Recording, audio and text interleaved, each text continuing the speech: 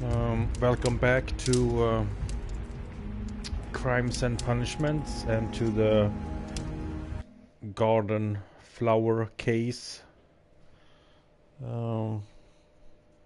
Yeah, the Kew Gardens drama. Hopefully we will have better luck with the internet tonight. I don't know if it was YouTube or if it was the PSN network or if it was my internet connection that was bad, but yeah, we had serious issues at the end. I actually played a little bit after I was disconnected. I got the access to this office here.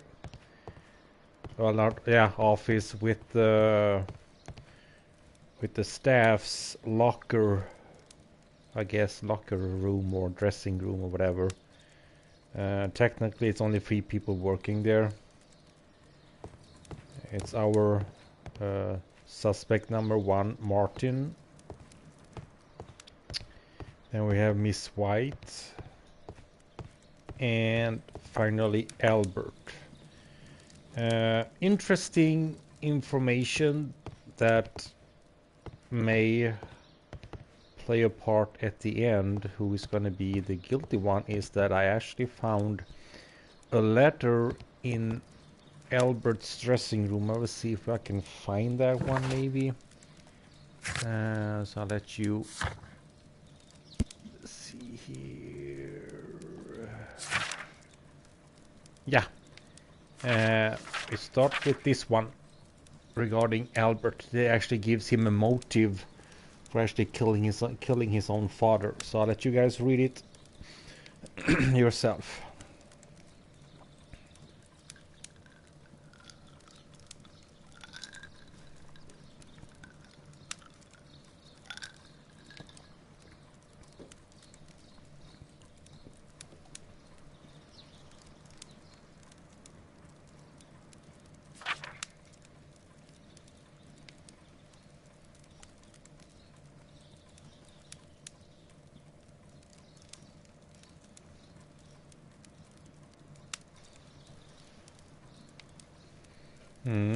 So that actually gives him a motive to actually kill his own father. Then we have Miss White's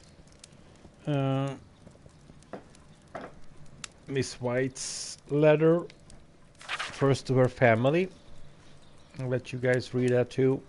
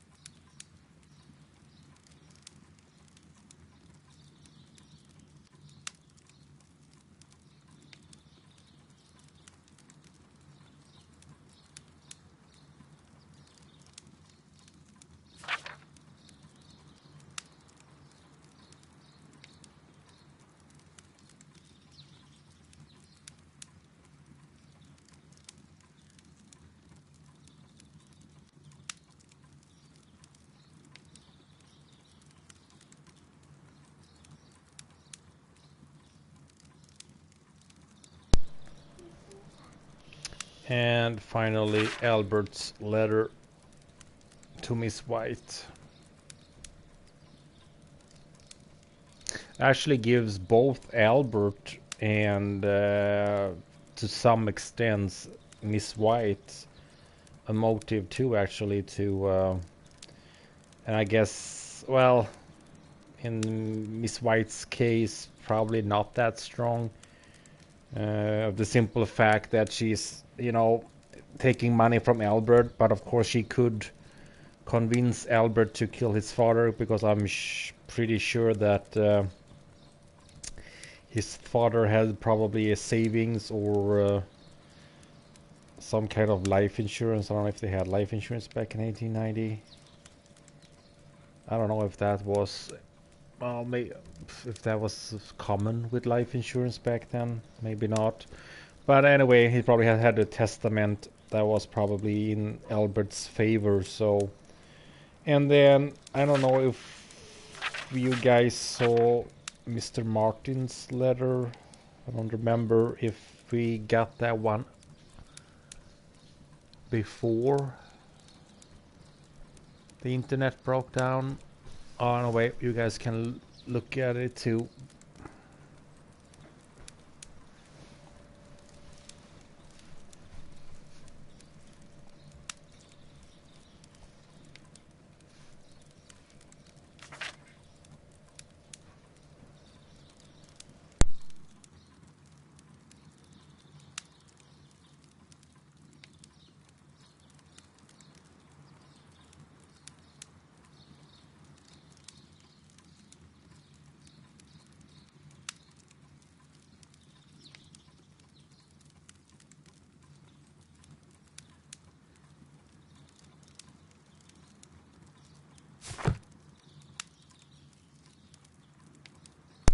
So that's was that, and now I'm actually gonna go back and get the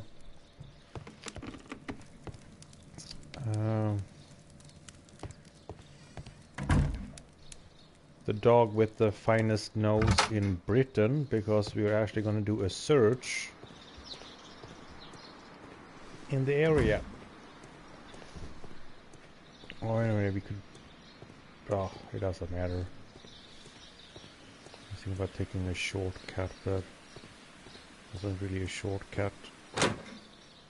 Or maybe can we go out this way, maybe?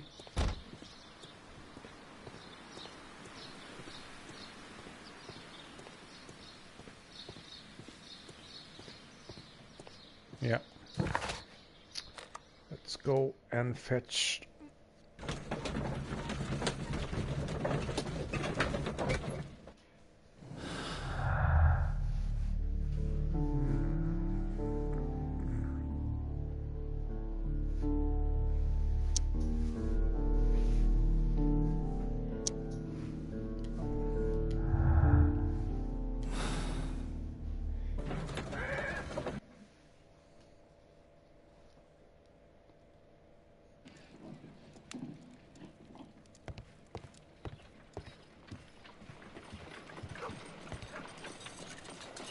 Someone should take Toby for a walk.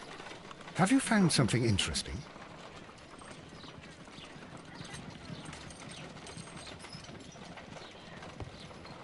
Come on, Toby. We have some work for you to do. Let us go to Kew Gardens.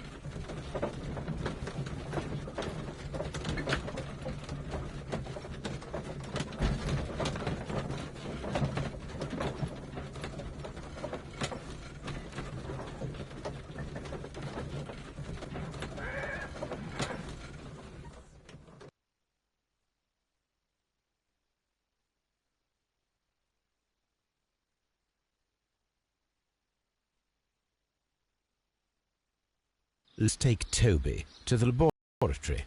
He will pick up the scent of this mysterious substance. Search, Toby. Search.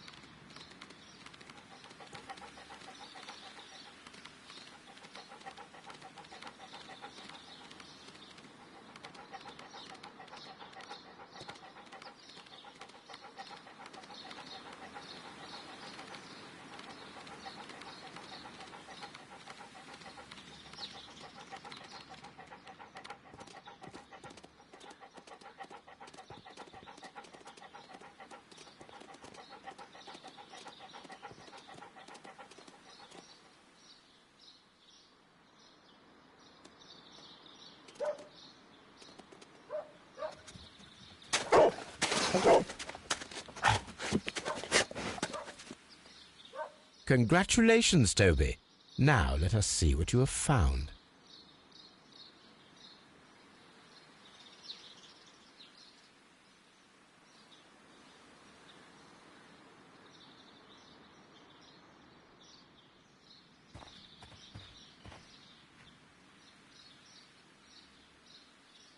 This is the bottle that was used in the laboratory. It was buried here.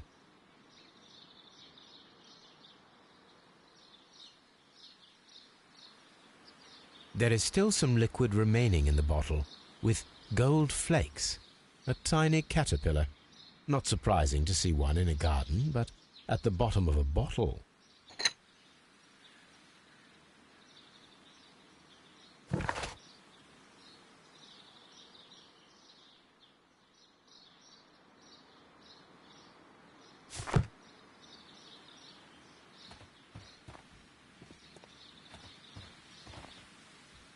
Brave Toby, the best nose in the British Empire.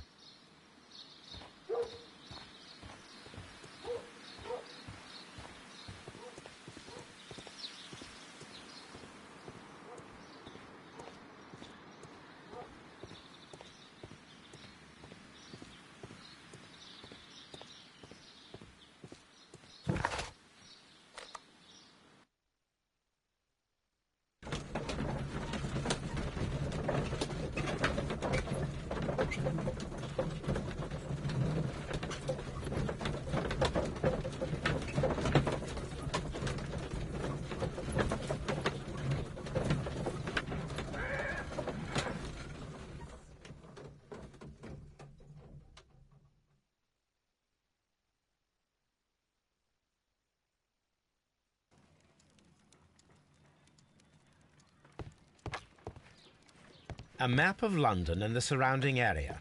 It could be useful.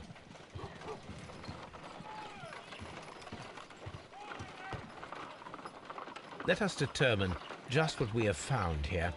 Let us pour liquid from the bottle into a test tube to perform an analysis. This is the bottle that we found hidden.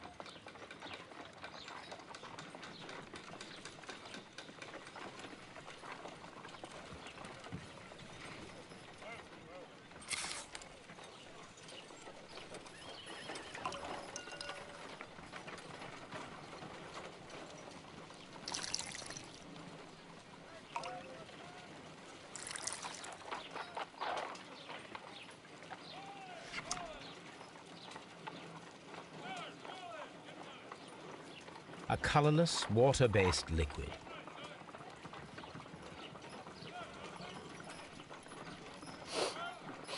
Quite a strong floral aroma. Holmes? What are you doing? It has a bitter taste. What if it's poisonous?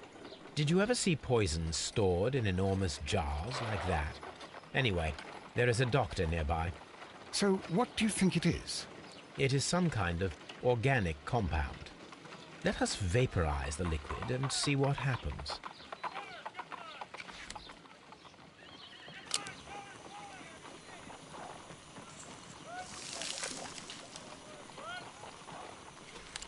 Small colorless crystals. Colorless, tiny crystals that are soluble in water, with a floral smell and a bitter taste. Watson, could you pass me that small bottle, please? Of course. Here you are. Holmes, do you know what it is? Wagner's reagent. There was a label on the bottle that you passed to me. No, Holmes, I meant the bottle that we found. Let me add the reagent and see if there is any sediment, and then I shall tell you. I need to take a pipette and make several drops of the reagent.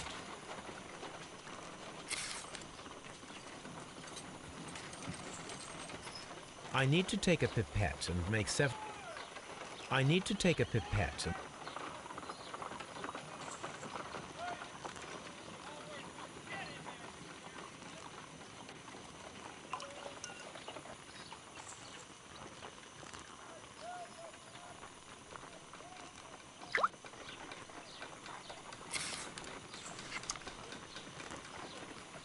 Red sediment, just as I suspected. This liquid is of organic origin. It contains some alkaloid.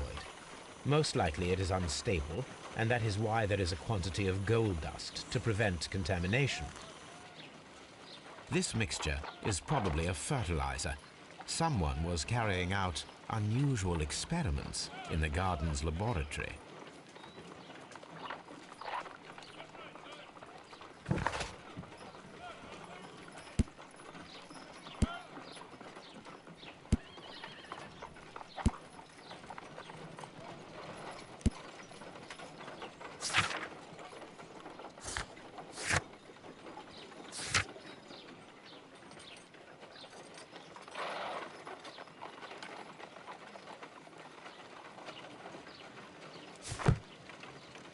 My analysis table.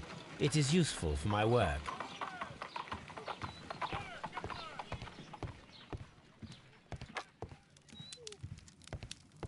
My archive. I can always consult with it if needed.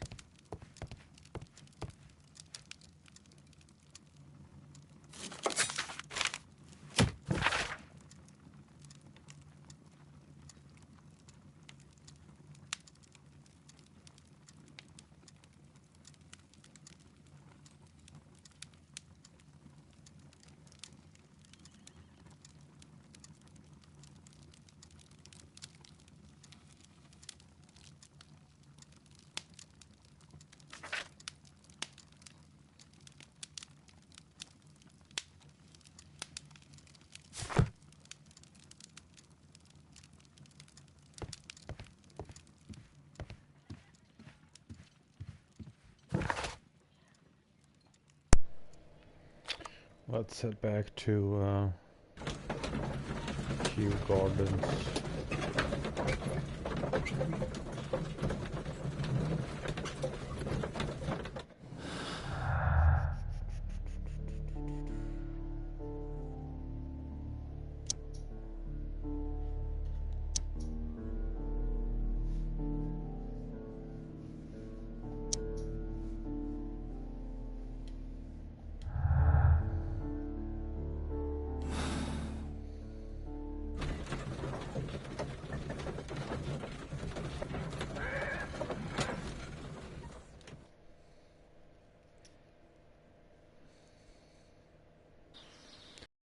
Go ahead and explore the office once again.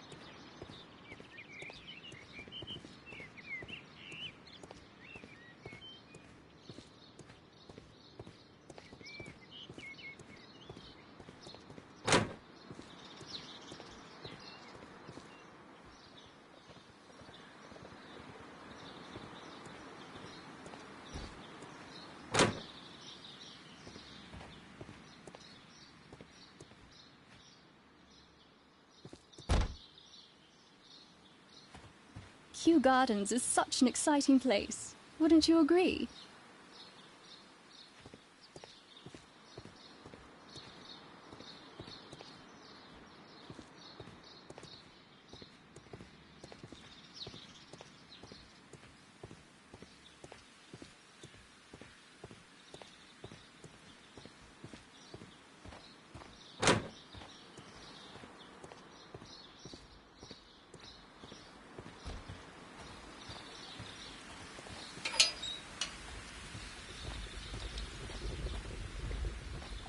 A ventilation system. It should regulate the temperature of the staff buildings.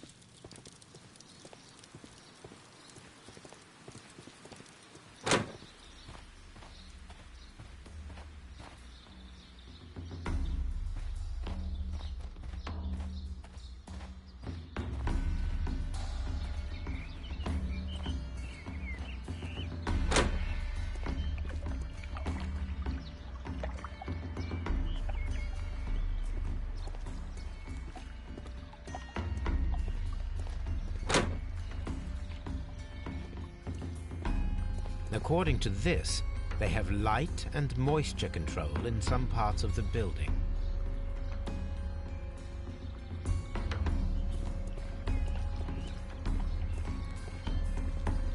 According to this, they have light and moisture control in some parts of the building.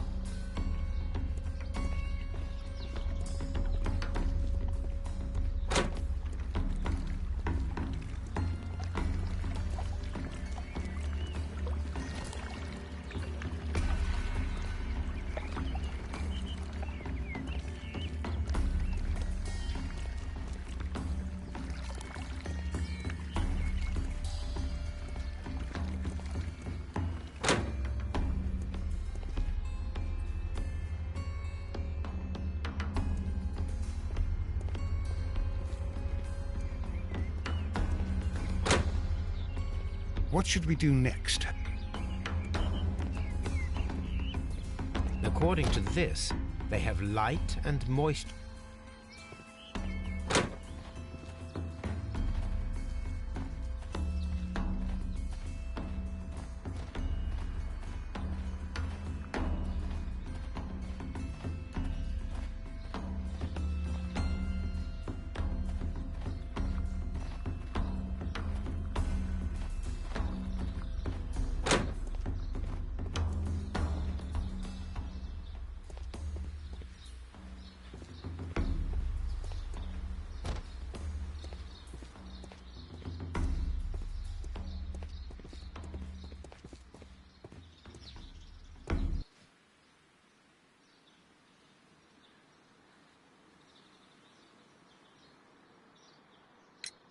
I perceive that you are passionate about the Royal Navy. Passionate? No, not really. I like ships, that is all. Are you quite sure? You do not seem to be so interested in plants. It's difficult, that's all. My future is here. It has never been about anything else.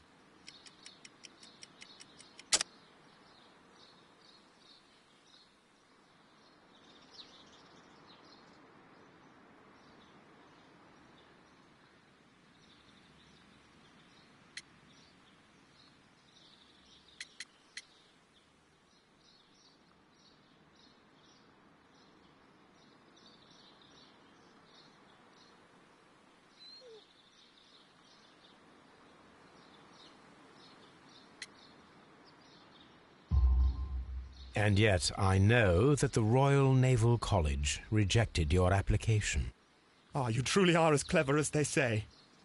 Yes, that's correct. And in fact, my father was strongly against the idea. He did his best to ruin my plans, although I almost did succeed. But my dreams were shattered, Mr. Holmes. Thank you, young man. We shall see you again soon.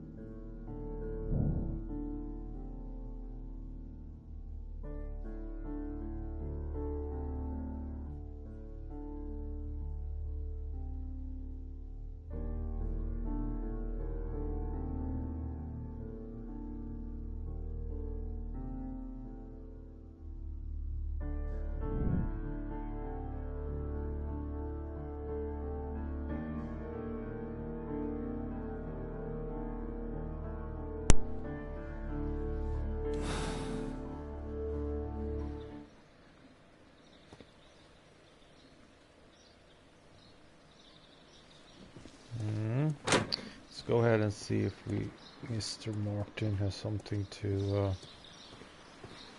add.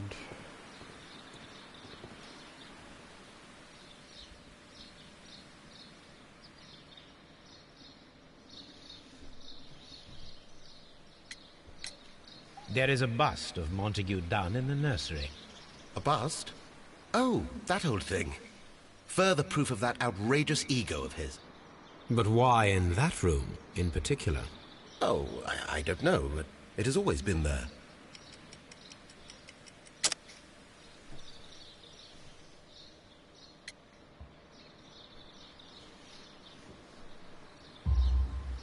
It is strange, because I recovered a fragment of the bust inside the Colonial Collection Room. Really? Oh, well, so I am mistaken. It ought to have been removed during the cleanup. This room is so small. Do you know who moved it? I have no idea. Surely Mr. Dunn requested it. Do you have any more questions like this? Because fragments of rock are not my responsibility. Evidently. Mr. Hamish, was someone from your family connected with Kew Gardens? Family? No. I'm the only one with a passion for botany.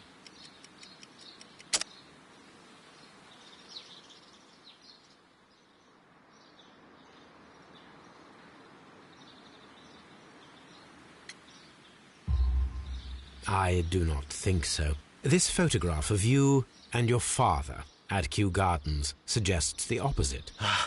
But you have no right to. Do tell us more about your father. He was, indeed, the greatest botanist of his time in the British Empire. He worked together with Montague Dunn until the end of his life. He brought me in at the age of 12. Did he get on well with Mr. Dunn? No, I couldn't say that. They expanded Kew Gardens together, that was all. And it was all my father's work, for Dunn always lived the high life. So Mr. Dunn was not helping your father?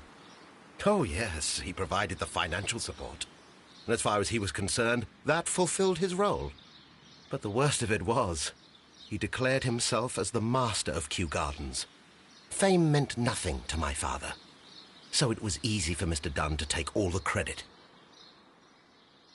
Thank you, Mr. Hamish. We shall continue our investigation.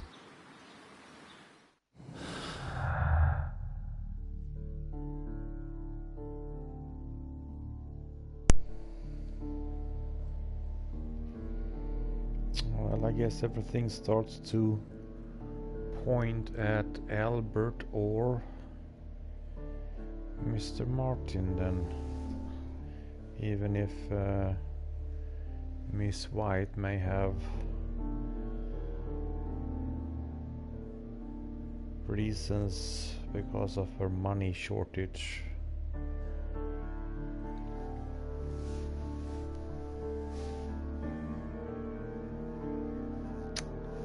But we'll see.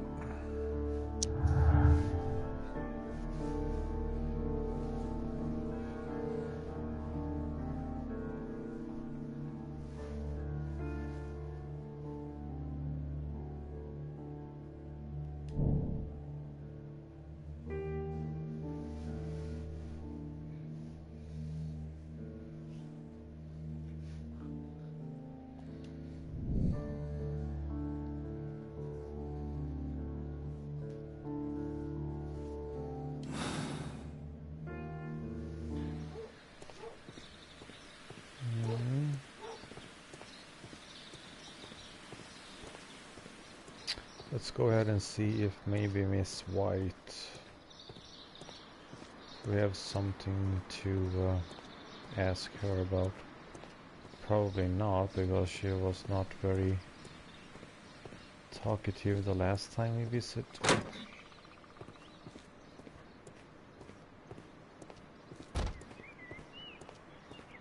The seed place, but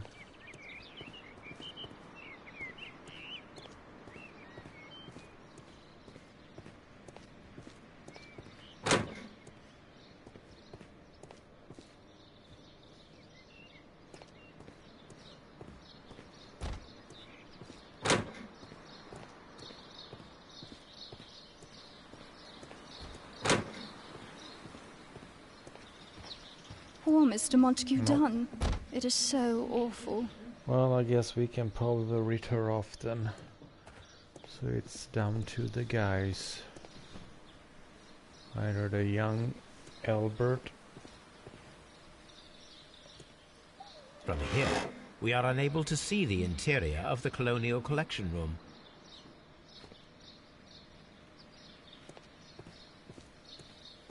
Or the quite older Mr. Martin. Let's see, what are we supposed to do?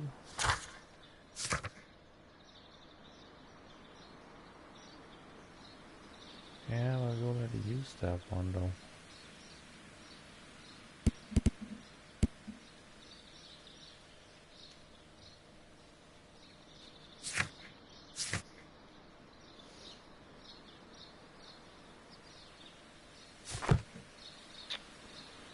I guess we go back to the staff building then. I don't really see the purpose in it because we've already been there several times.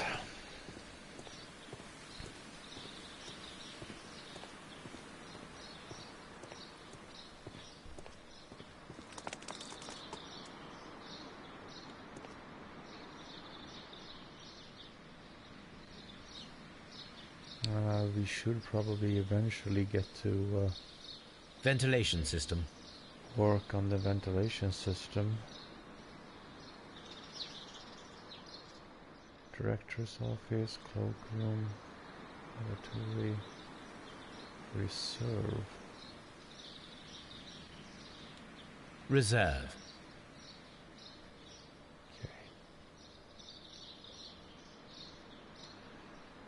Oh.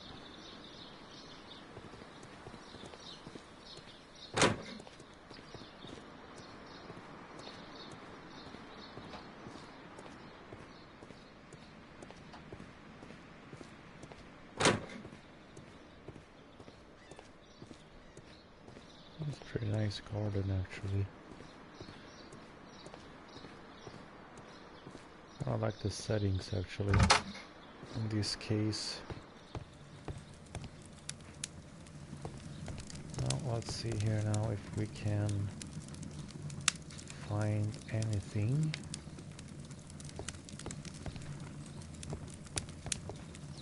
Well, it's this part, but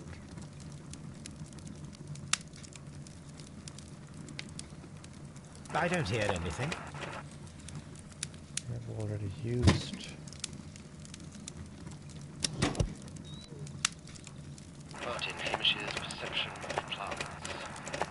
The notion of communication in the plant world has long been considered marginal, yet I remain convinced that some plants do indeed transmit chemical signals in the event of attack. A study report by Martin Hamish.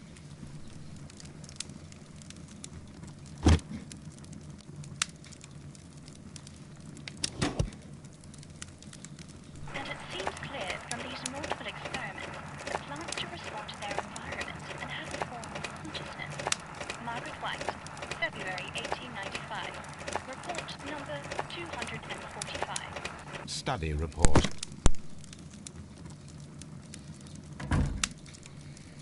Okay, well, we've already done that.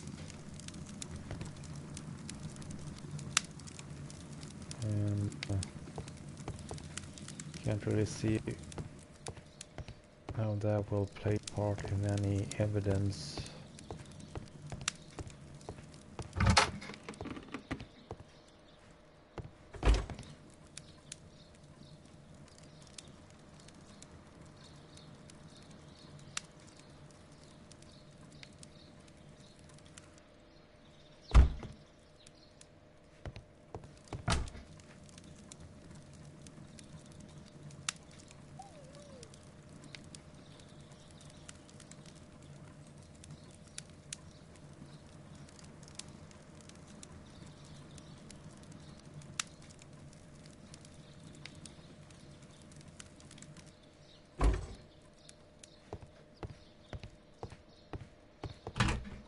Miss White's locker.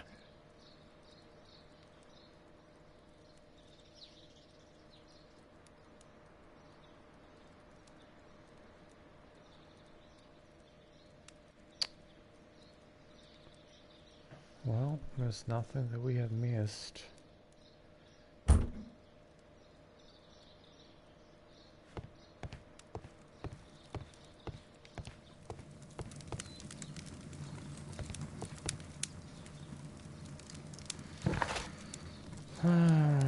Inspect staff buildings and get information on Montague Dunn.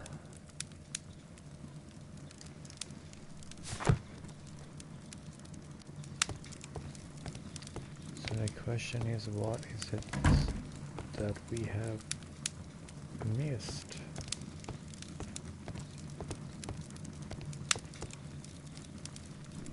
Evidence required.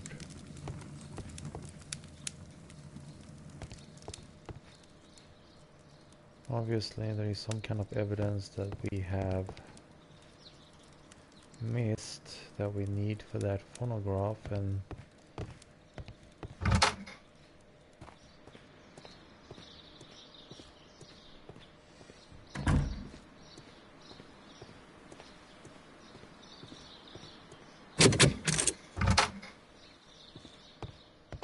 oh, here we go. Completely missed. I completely missed this office. Oh well. Better late than never, I guess. Newspapers discussing Kew Gardens.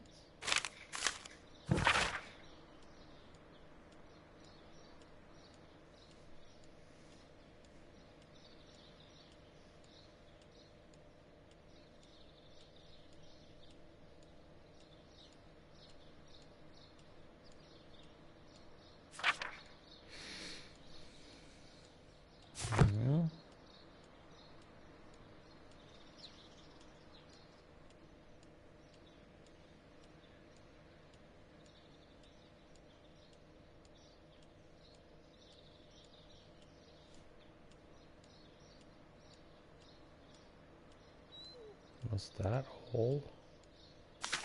Okay.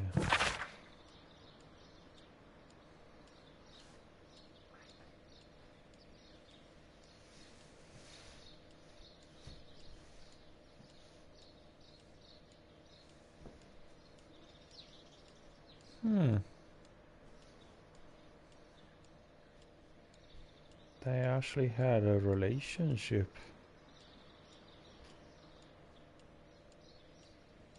That's kind of icky. She's first with the dad, and then she's after the son, or at least the son has feelings for her.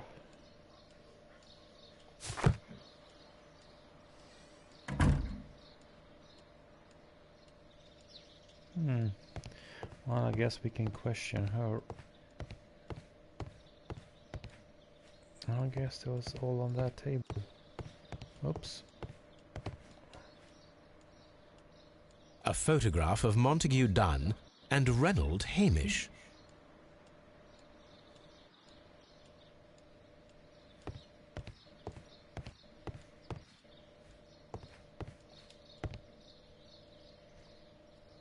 Champagne. Montague Dunn had good taste. Indeed he did. Champagne. Montague Dunn had good taste. French wine. A remarkable vintage.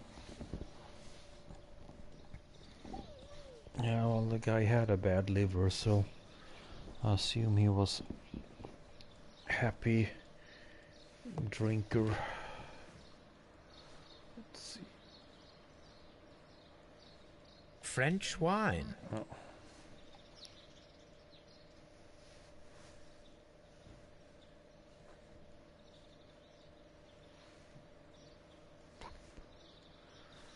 That's it.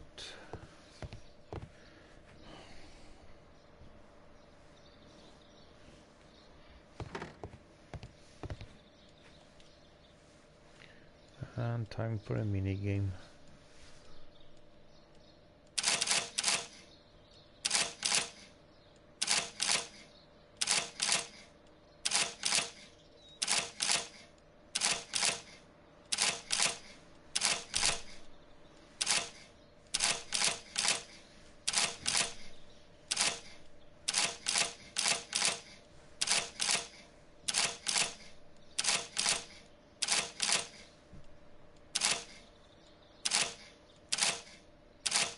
I have no clue what I'm supposed to do.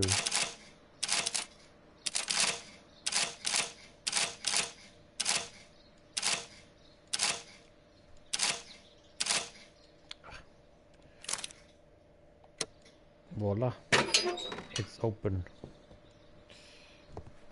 Well, thank God for that.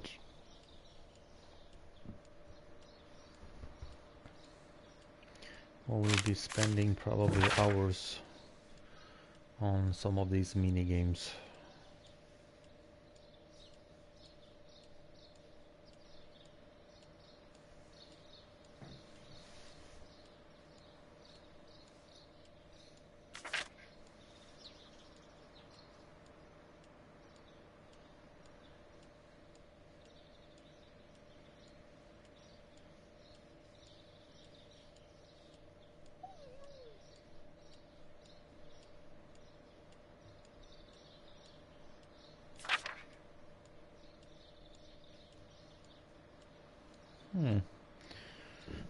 Bottles, boodles, bottles. Maybe a new area that we will be visiting.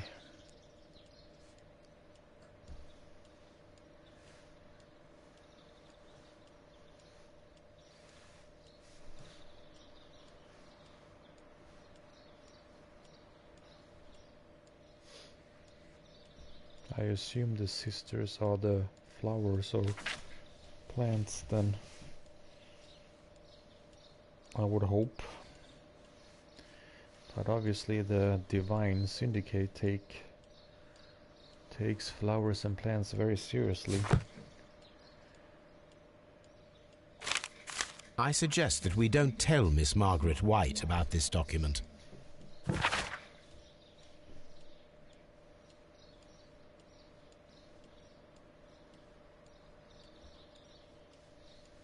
Damn. She was expensive. Well, that gives her a motive to kill him though.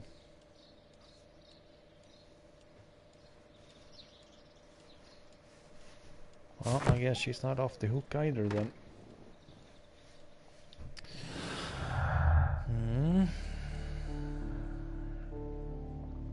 Let's see here now. White studies and nope. Okay.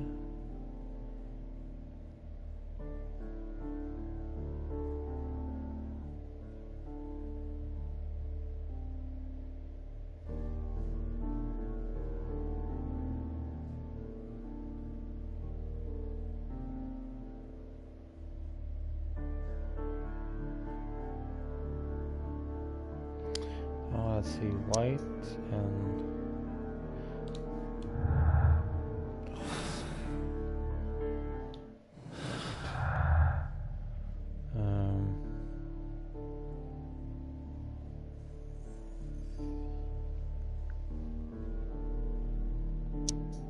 then and there we go.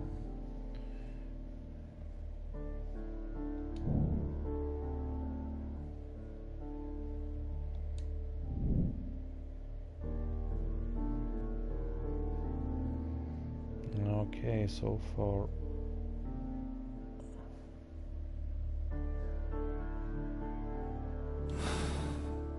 Mrs. White don't have a motive, but I will probably say that she actually does have a motive. Let's see if we can do some more.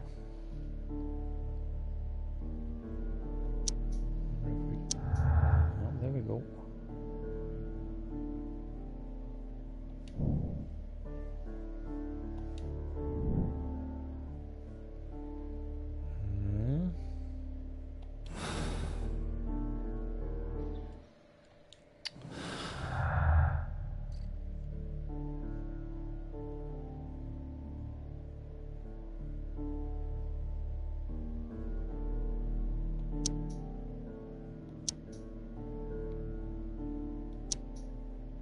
Okay. No, I think that's probably it for now.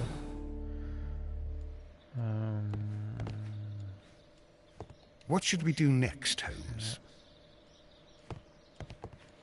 It's kind of pointless to ask Mr. Watson because that's his standard comment to almost every single time you talk to him. What's next, Mr. Holmes? Well, you know what? Let's go ahead and actually see if we can talk to Miss White. Because we don't really have to bring up the letter or whatever that we were not supposed to bring up.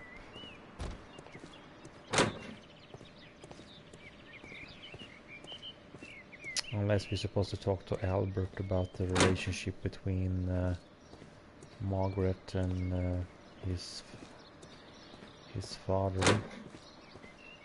That I guess we'll wait and see if we can talk to her first and then talk to Albert.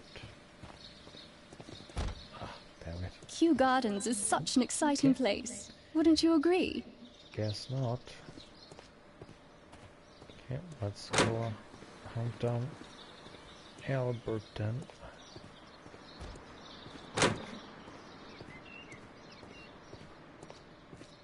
Can always see if Mr. Martin has something to say.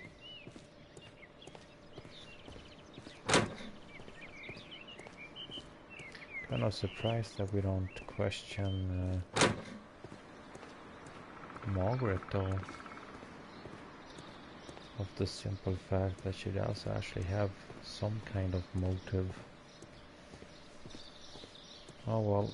We'll see. Maybe we will. Let's see. Just be careful with the plants during your inspection.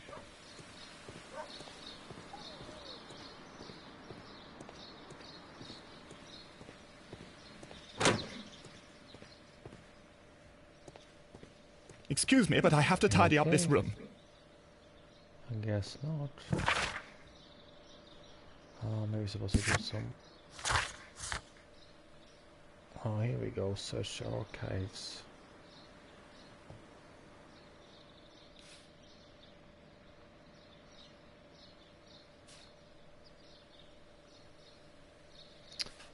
Newspaper archives, 1889.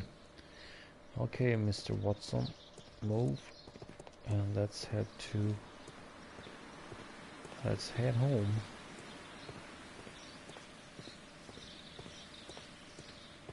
I actually kind of thought this would be kind of an easy case, but right now I'm a little bit confused. It's not as clear anymore who the killer could be. I guess that's kind of fun. Oh, excuse me. Yeah, archives.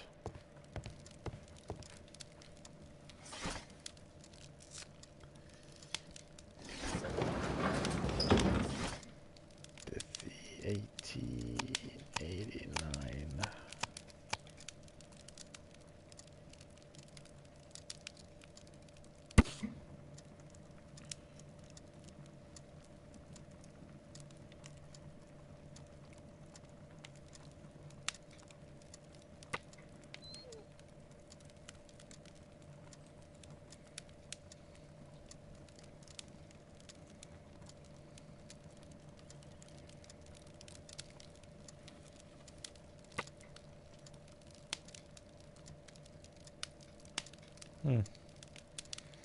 Here it is.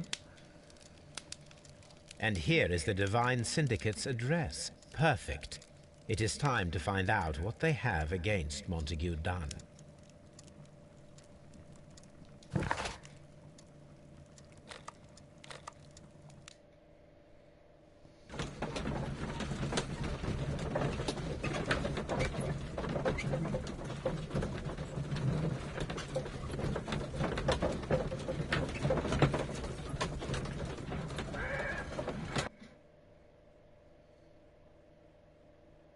This beautiful Holmes. Its atmosphere is remarkably soothing. Actually, yes. Let us find someone who could help us.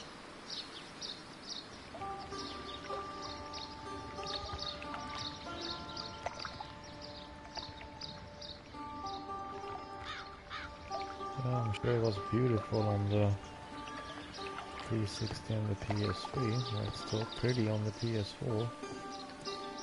And I assume even on the Xbox One. But it could look better. Good day to you, sir. My name is Sherlock... I am exalting the sun. A while can you wait? From the trace of elements and moreover from the quality of the ambient geotropism it depends. Therefore, please, mind my gravitropism. Its balance. Do not disturb. Disturbed is most definitely the word. There. Completed is the symbiosis. Welcome you are. To introduce myself I shall. I am the Green Grand Mystic. The Green Grand Mystic himself. This is me. Who am I speaking to? We are two gentlemen who are extremely interested in the vegetation philosophy that is advocated by this establishment. Listening to you, I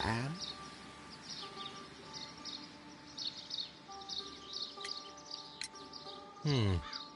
We visited Kew Gardens, and we found your symbols on their flower pots. Coincidence, I am thinking. They would scavenge our refuse. It would not surprise me. It was merely an observation. We should like to take a look around, to immerse ourselves in the wisdom that emanates from here. It is a school of anastomosis, the divine scholastic syndicate for vegetation veneration and meditation. You may say, the divine syndicate. Glory to the eukaryotic. Only true devotees, those whose hearts are ready to spermatophize in sharing of knowledge, are permitted to physically enter our vegetable kingdom and its wisdom.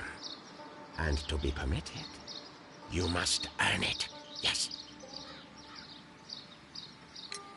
Green Grand Mystic, we are ready to become devotees and gain access to your temple.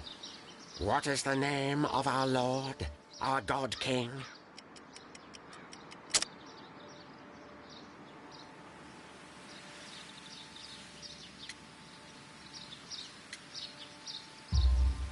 Our God King's name is Treewan, Green Grand Mystic. Oh la, good, good, I like you. Here is the holy key to the wisdom place. Holy donation can you make whenever you so wish. Thank you so much. I pray you to taste our fertilizer substance. From the burdens of life it helps to free. But of course. Raw sap, it is called. It is near the entrance.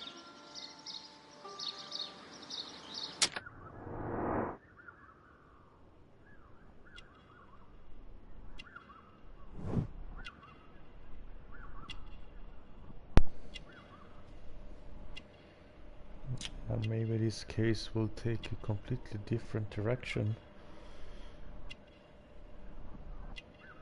Maybe it's this guy behind the murder.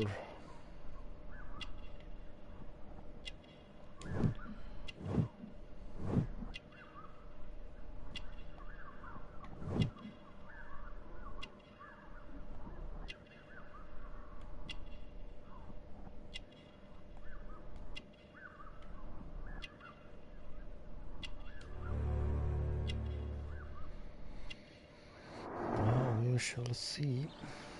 Well, we will leave you to your meditation.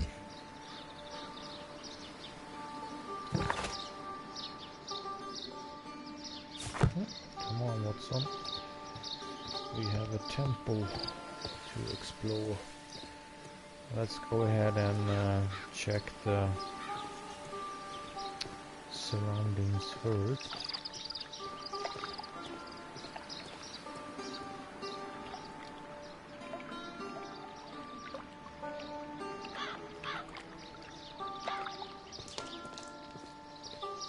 It's kind of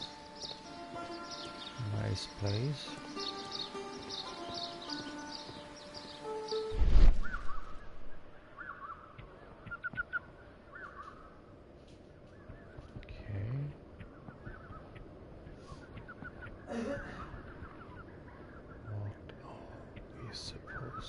Okay, there we go.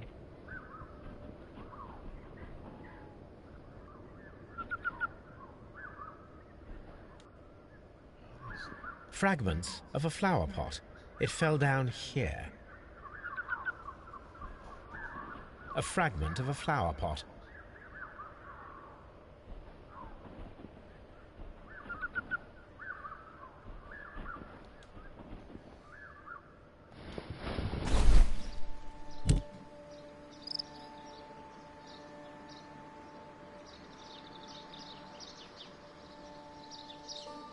The Kew Gardens symbol.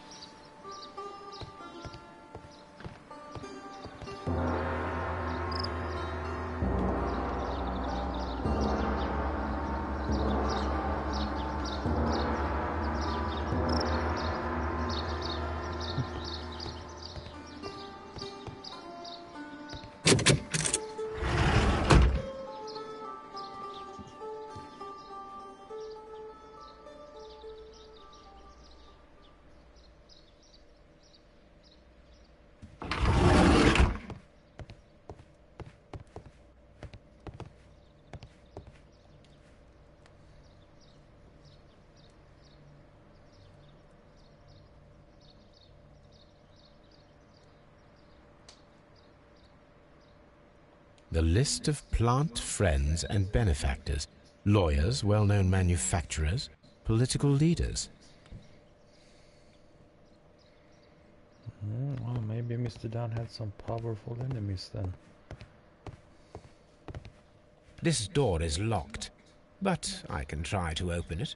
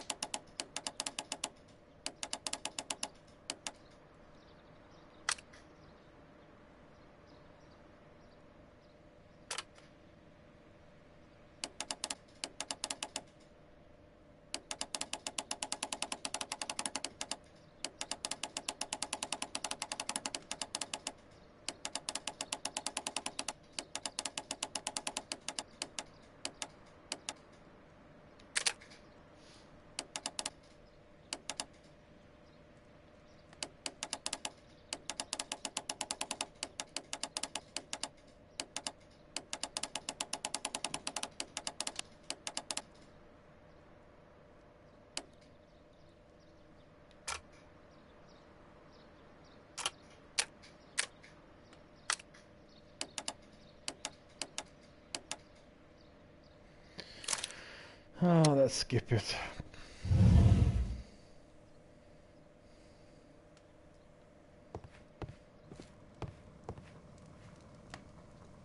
These instruments are used for smoking opium.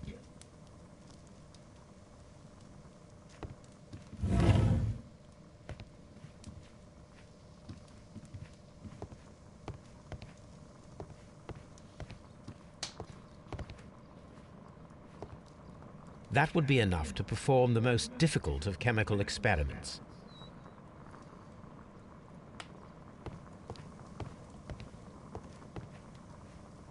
A vast amount of opium. Well, looks like they were druggies then.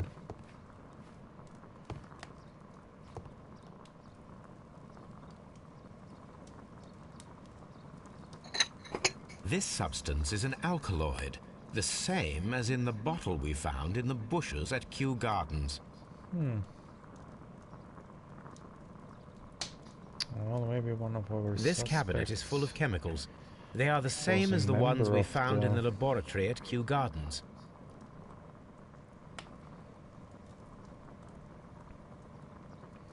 I remember, or maybe...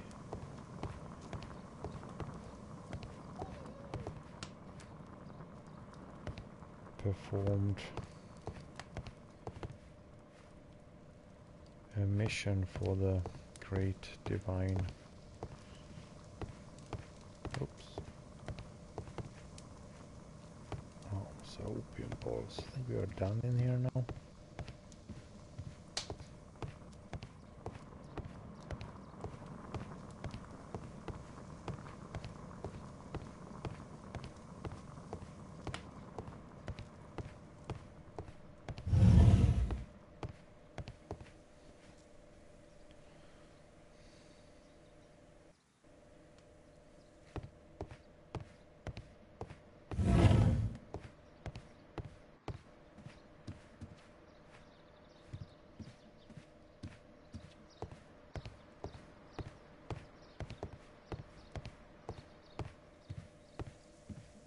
This must be Triwan, the Divine Syndicate's god.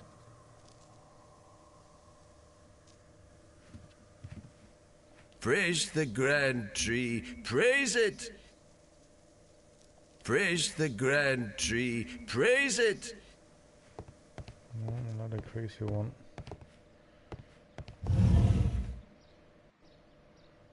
Let's see what we have here. Whoops.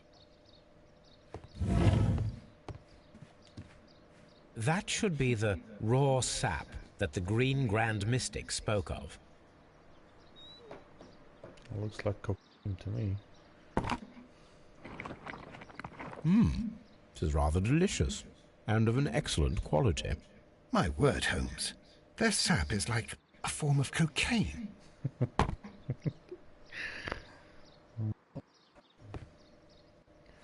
It's a matter of time before Watson and Holmes are drug addicts.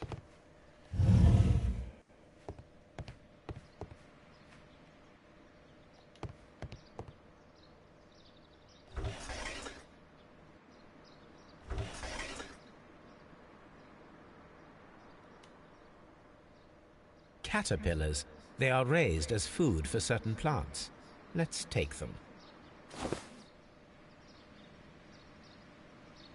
Okay.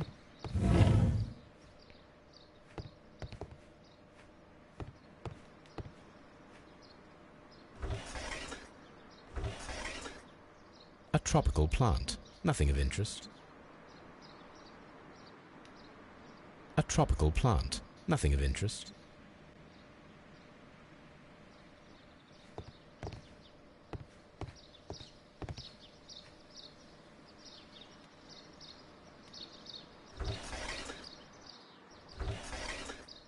A tropical plant. Nothing of interest. A tropical plant. Nothing of interest. Okay, if it's not of interest, why are we opening up the cage doors now?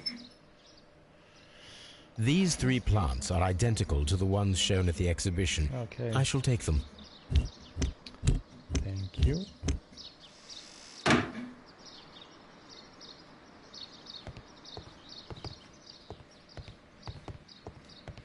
let me guess.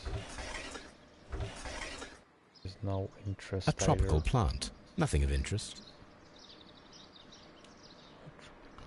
A tropical plant. Nothing of interest. Okay. Well, that's it then.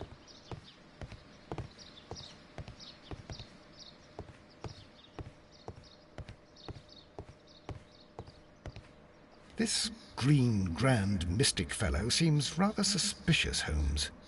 We should search every inch of this place. Indeed, Mr. Watson, indeed. Only problem is that we don't have access to every inch of the place, Mr. Watson, so it's gonna be a little bit problematic.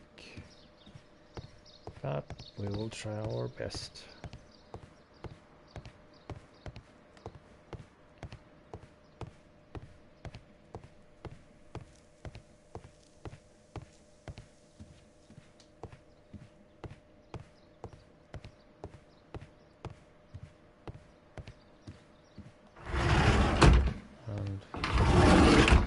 Salute for Mr. Watson, salute for Britain, and a salute for all in this case.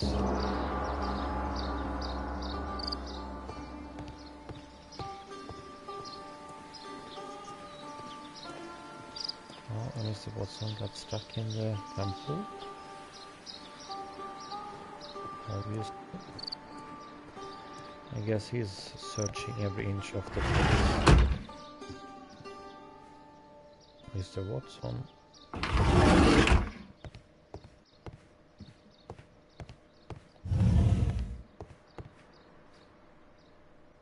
Okay. This green, grand, mystic fellow seems have we missed something here then?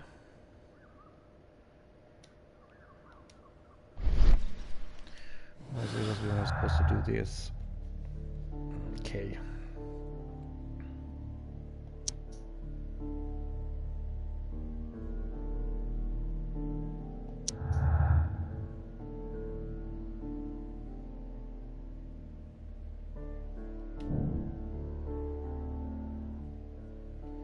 Yay! Another mini game. Hooray!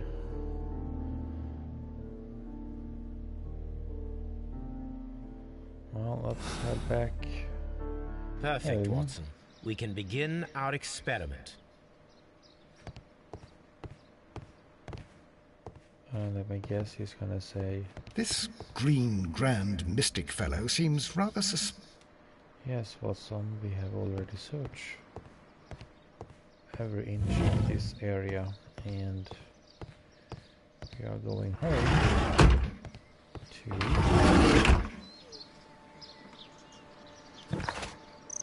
do an experiment.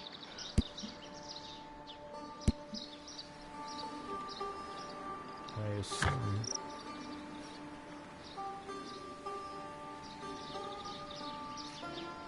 Yeah, okay, let's go ahead then and head home and do that experiment and see if we fail or see if we succeed. Well, we can't really fail because we can always chicken out and do the easy way out, so I will see.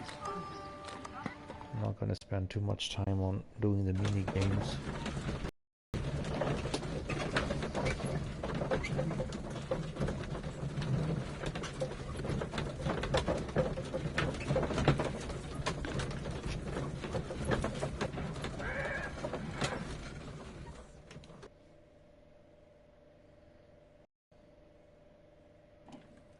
And we are home.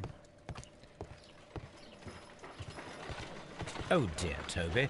I wasn't aware that you were Watson's new literary agent.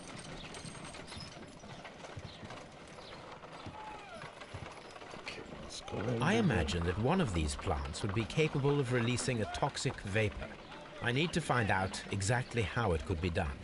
I shall begin now. Watson, if you are at all optimistic to have dinner this evening, then I'd recommend that you put on the gas mask.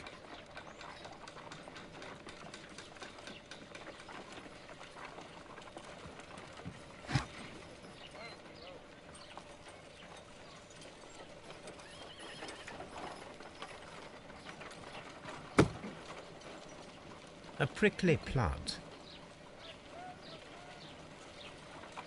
A carnivorous plant. This is a strange and unusual plant. Okay. Still doesn't tell me anything. No.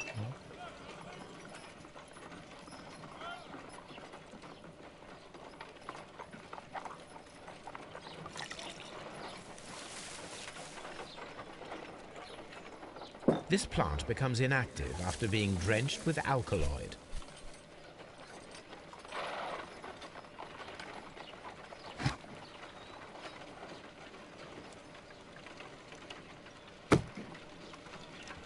A carnivorous plant.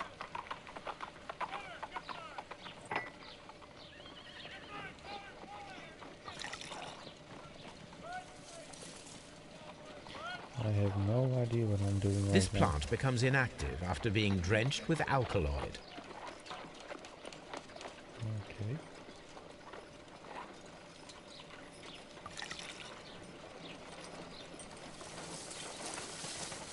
It appears to open after being soaked with alkaloid.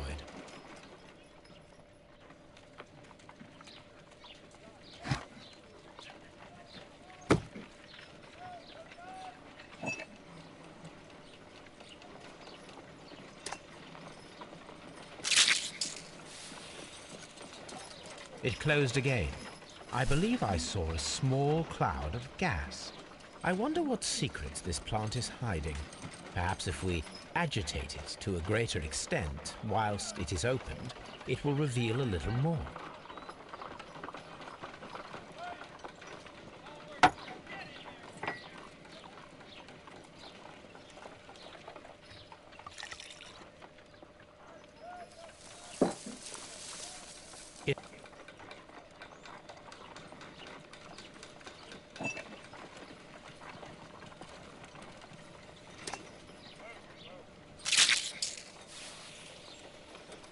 It closed again. I believe I saw a small cloud of gas. I wonder what secrets this plant is hiding. Perhaps if we agitate it to a greater extent whilst it is opened, it will reveal a little more.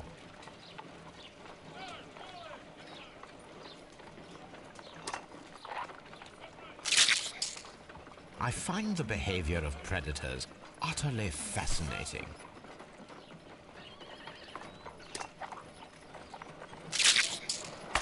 How interesting. What a strong and effective defensive mechanism.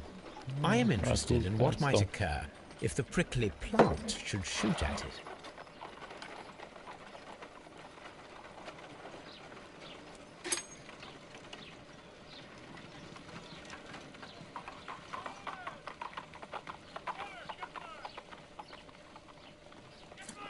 No reaction.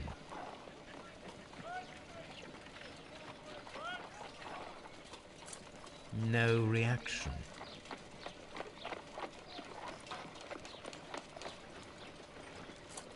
No reaction.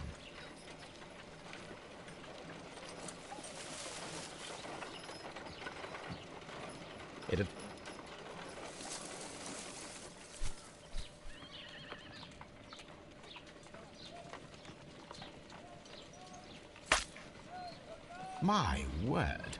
It shot a spike at me after I stabbed it with a pin. I imagined that its reaction would be ferocious if I increased the strength of my attack.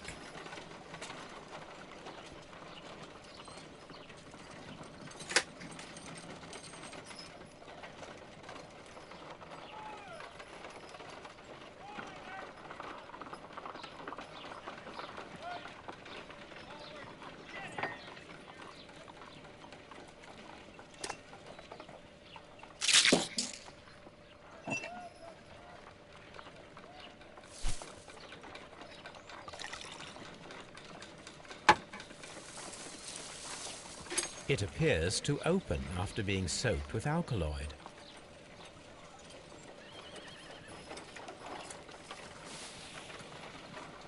It closed again. I believe I saw a small cloud of gas. I wonder what secrets this plant is hiding. Perhaps if we agitate it to a greater extent whilst it is opened, it will reveal a little more. I am interested in what might occur if the prickly plant should shoot at it.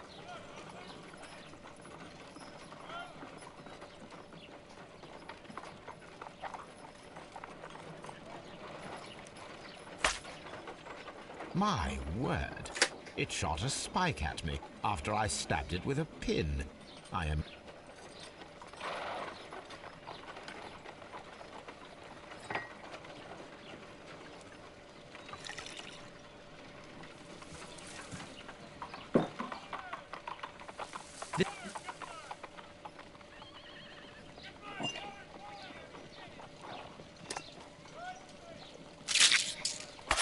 How interesting.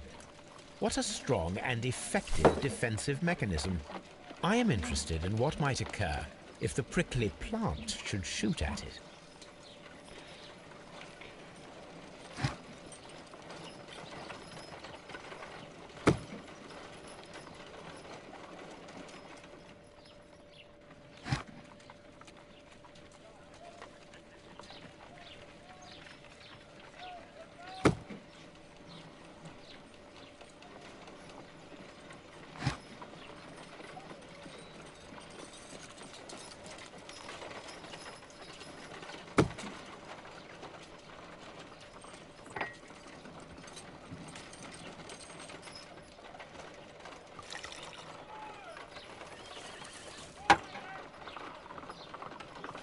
This plant becomes inactive after being drenched with alkaloid.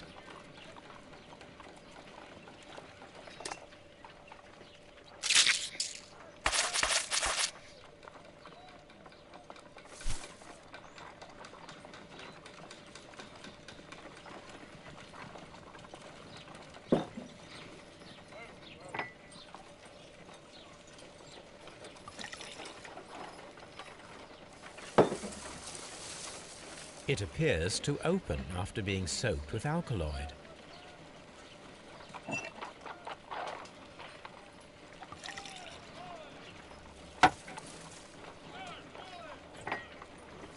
This plant becomes in...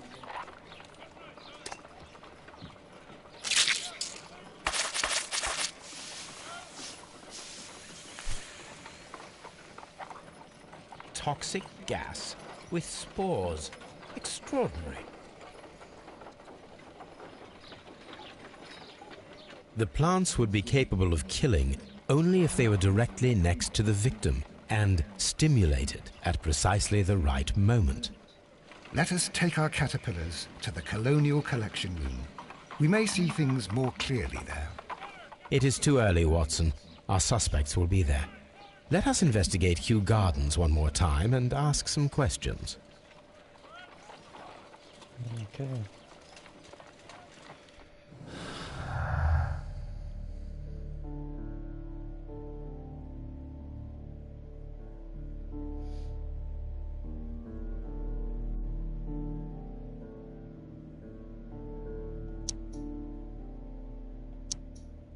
Okay. Looks like we are coming to the final of the case. Let's see here then. Let's head back to Gardens and talk to Albert, Martin and Miss White one final time.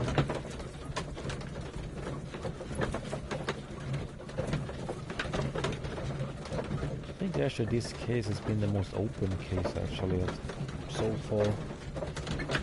Those other 4 cases.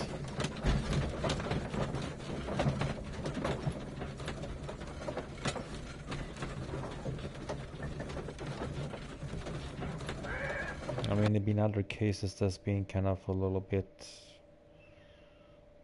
yeah, not sure if that was the right person that we got, but this one is actually still open to who the killer is. Can you tell me if you saw Mr. Montague Dunn on the day of his death? Yes, of course. I met him, and we went to see Albert, his son, at around 9:30. He appeared quite calm. What were you doing on the morning of the accident? After paying multiple visits to Albert, I had a little talk with Miss White. Then I returned to my desk to complete some paperwork. Suddenly I observed that Mr. Dunn was not feeling well, so I ran immediately to fetch Albert. I clearly remember that it was around 10:30, for I was late that morning. Thank you, Mr. Hamish. We shall continue our investigation. I don't know. It kind of looks like a killer, but to be honest, it doesn't sound like a killer. And besides, I think actually Albert has probably a bigger motive because of the dad making sure that the Royal Navy would deny him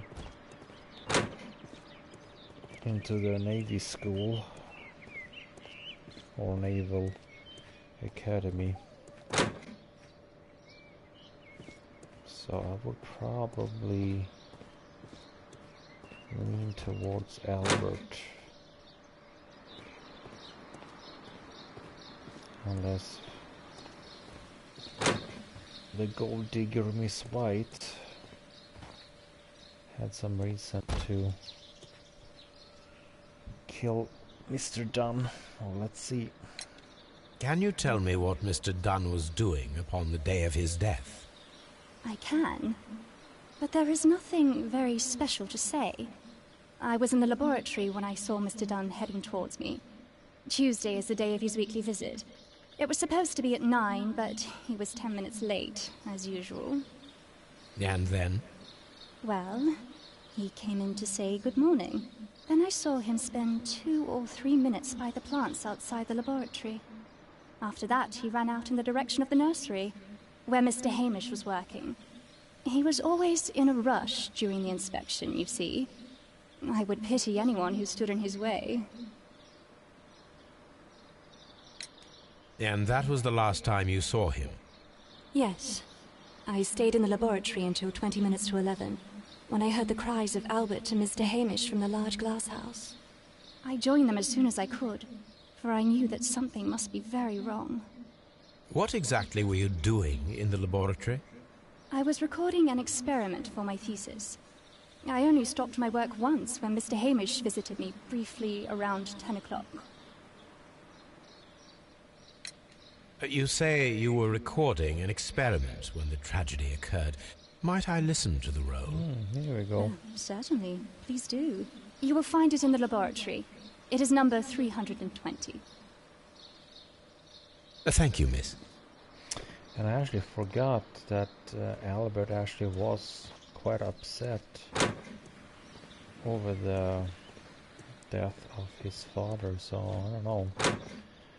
Maybe he's a good actor, but yeah, he seemed genuine upset and sad, while Miss White, she kind of sounds and looks pretty cold actually.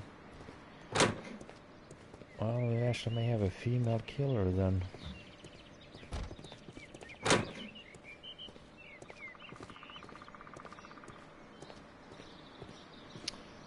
Let's go ahead and we should talk to Albert.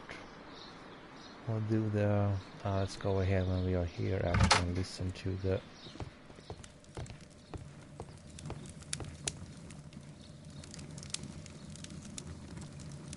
said 320.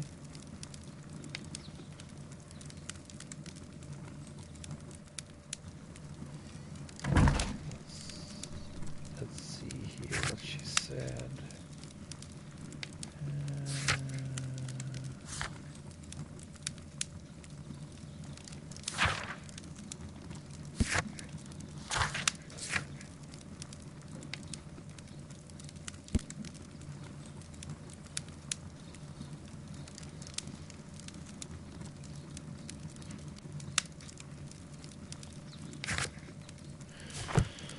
Okay, well,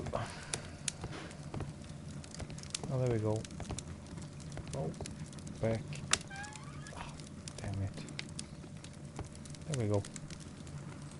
Here it is.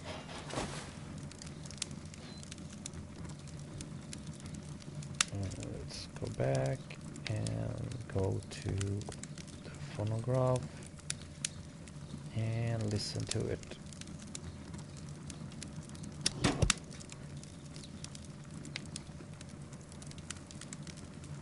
These plants, classified as shrubs or grasses, have adapted to their arid environment due to a system of underground roots. This recording seems very long. It is unnecessary to listen to all of it. Miss White was in the laboratory, as she told us.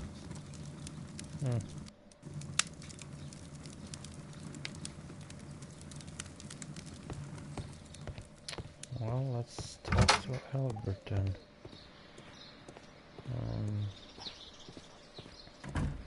I'm gonna grab some Coke and I'll be back in a minute or two.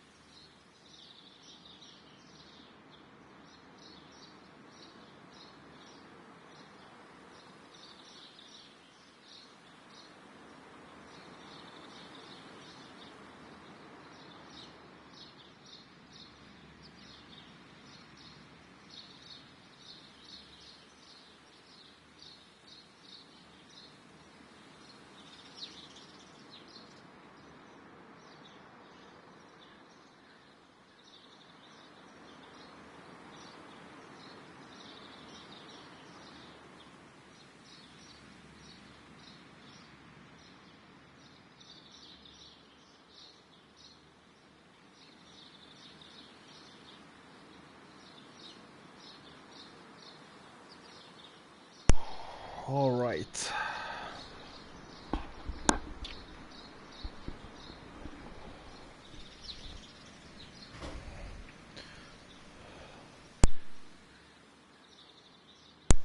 Let's get back and see if what Albert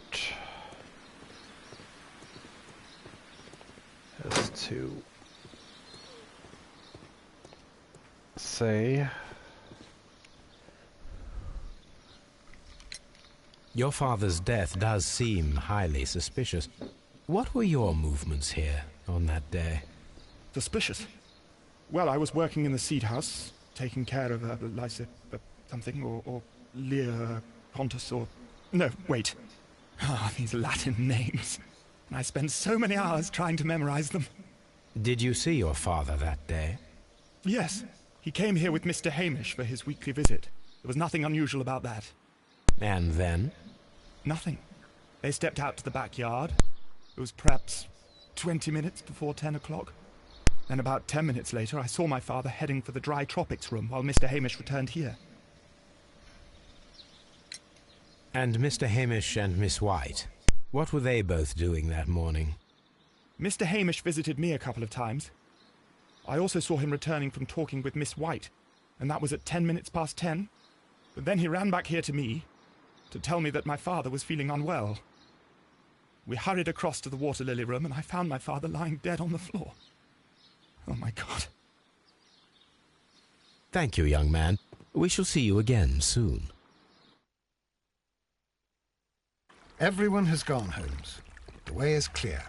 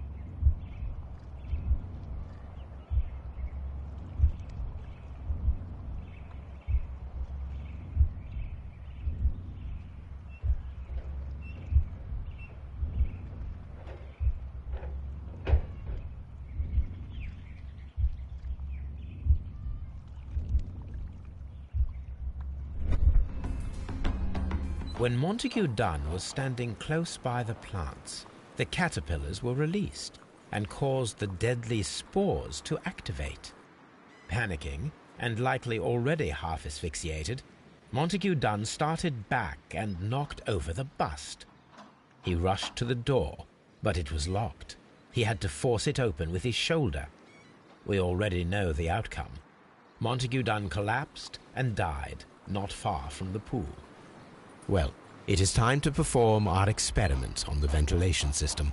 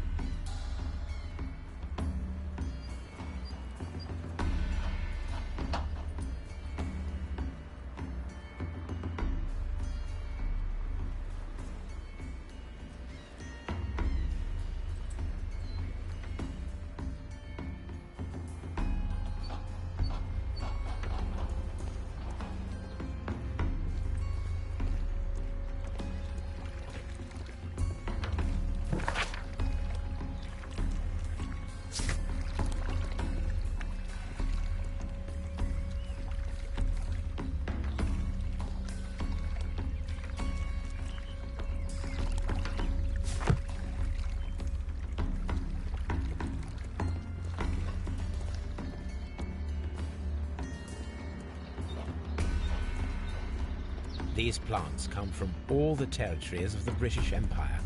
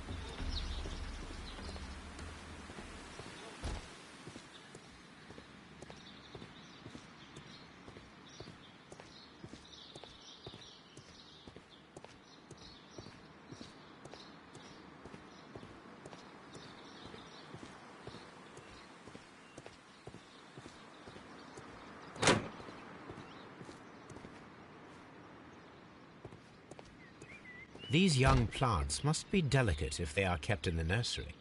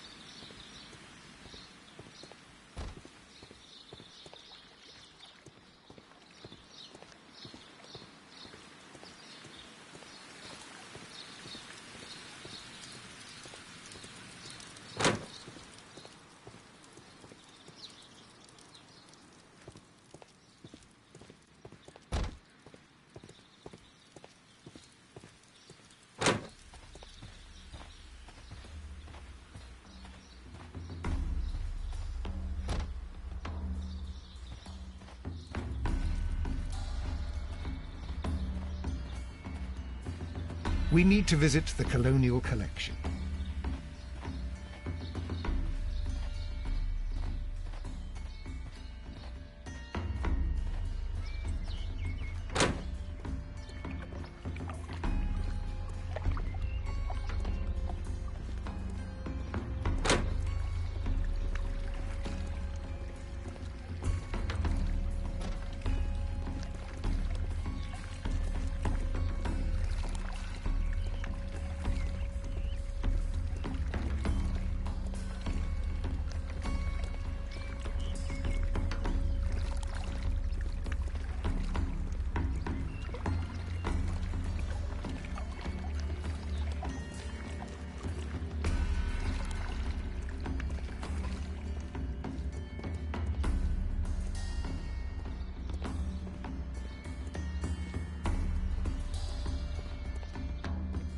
These plants come from all the territories of the British Empire.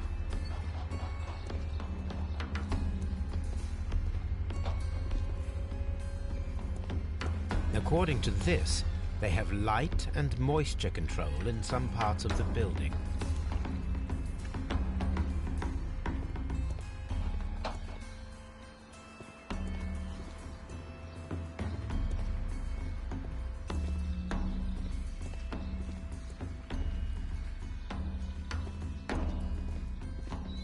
These plants come from all the territories of the British Empire.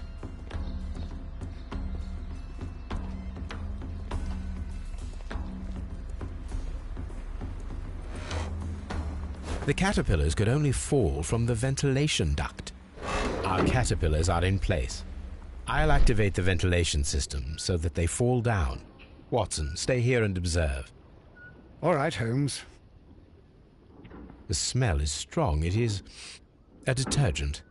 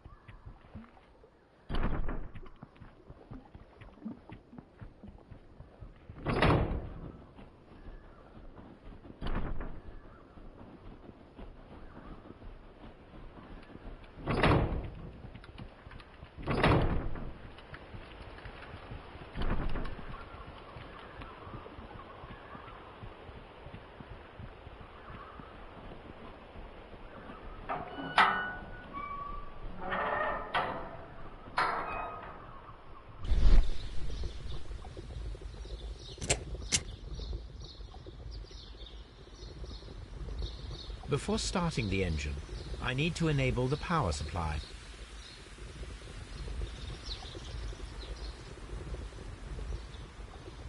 The power is on. The engine has started.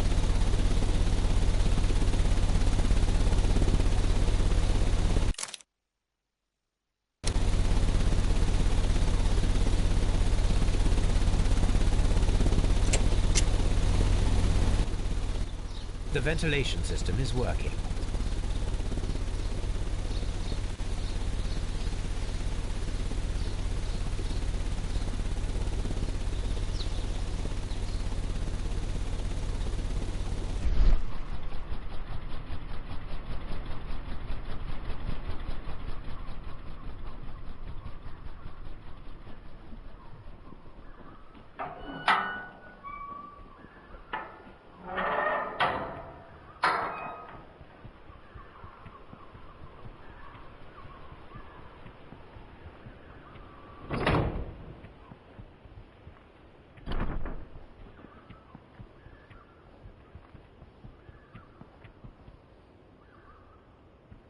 Excellent. This ventilation fan is working. Let us see if I can activate the other one. From here, we are unable to see the interior of the Colonial Collection Room.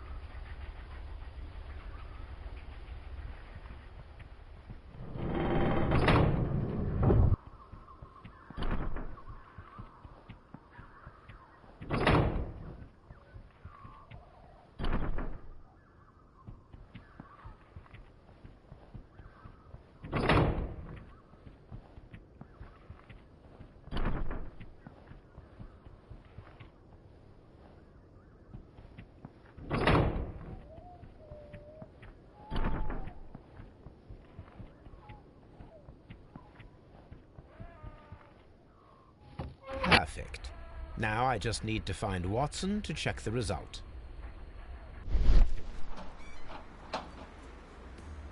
It works perfectly, Holmes. Bravo. Now, if you could just help me to get rid of these caterpillars. Perfect. Now we know how the murder of Montague Dunn was carried out, by activating both Albert's and Mr. Hamish's fans. But only from Mr. Hamish's workplace would it be possible to see when Montague Dunn entered the Colonial Collection Room.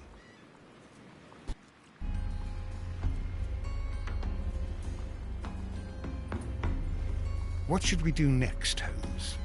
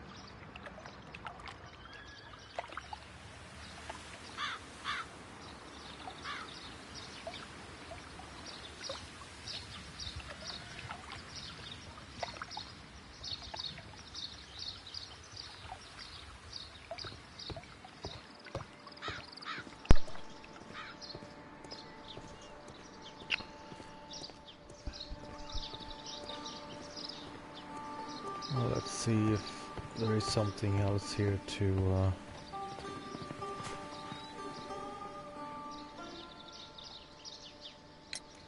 Do you have friends at Kew Gardens?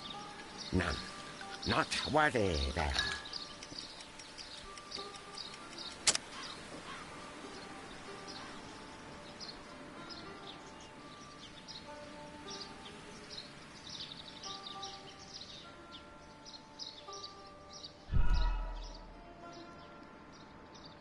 Okay, that was cool.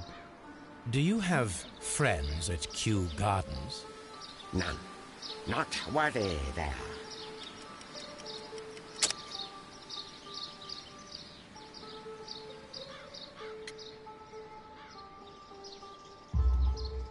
Nevertheless, we have seen Kew Gardens flower pots in your yard.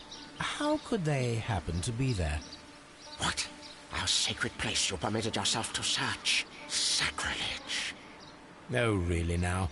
There was a theft of plants at Kew Gardens a matter of days ago, and we believe the pots we found here may be connected with it. Please tell us, were you involved? No. Those plants were ours. They had stolen them from us. How so? Their director, Dump, I believe. Done. Yes, that's what I said. He borrowed from us 3 of our sisters for the exhibition at his green fly-infested gardens. But he never gave them back to us. Excuses and imbecility. So we went in and saved them. I see. So, if you stole those rare plants from them, then it means... Ah, I get it. Bravo, Holmes. I think the case is solved. No, we did not steal. We saved. Well, as a matter of fact, we were unable to find our 3 plants. I beg your pardon. And yet you took all of the exotic plants from the stand. They had disappeared. It was the least we could do. They stole our sisters, and so we stole theirs. Well, we will leave you to your meditation.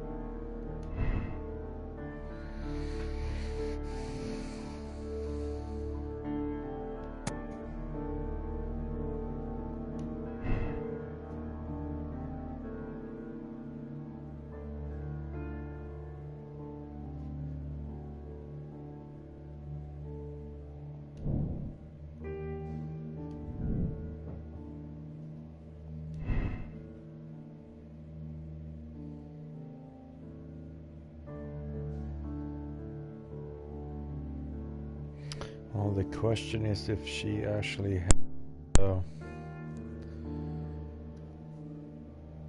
knowledge or not. I don't know. There is something fishy with her.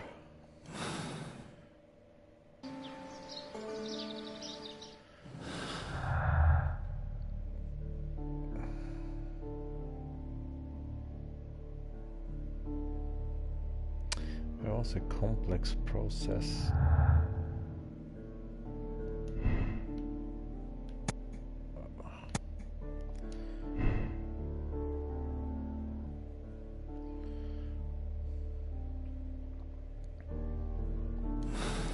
Yeah, I don't think she had enough experience to that. This green Grand Mystic fellow seems rather suspicious, Holmes. We should search every inch of this place. I thought we already did, Mr. Watson.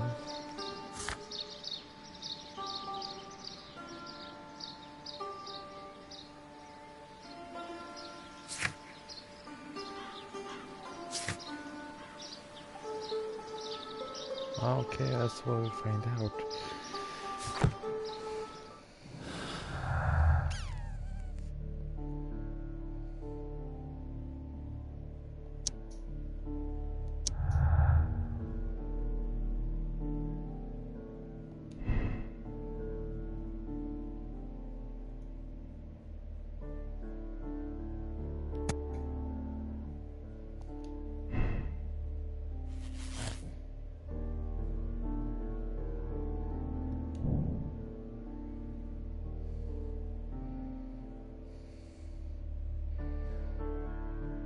Martin Hamish is guilty.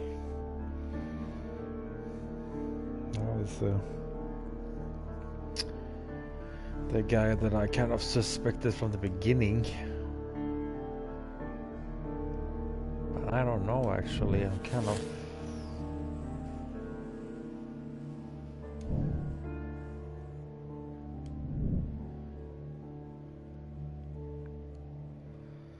Let's see here. If I go ahead and do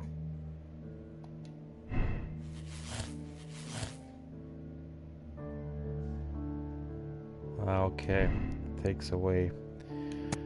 Okay, well in that case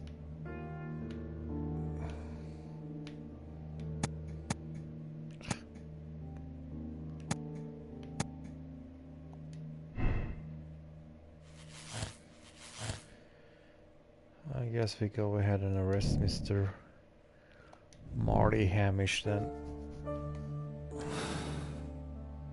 Let's go to Scotland Yard.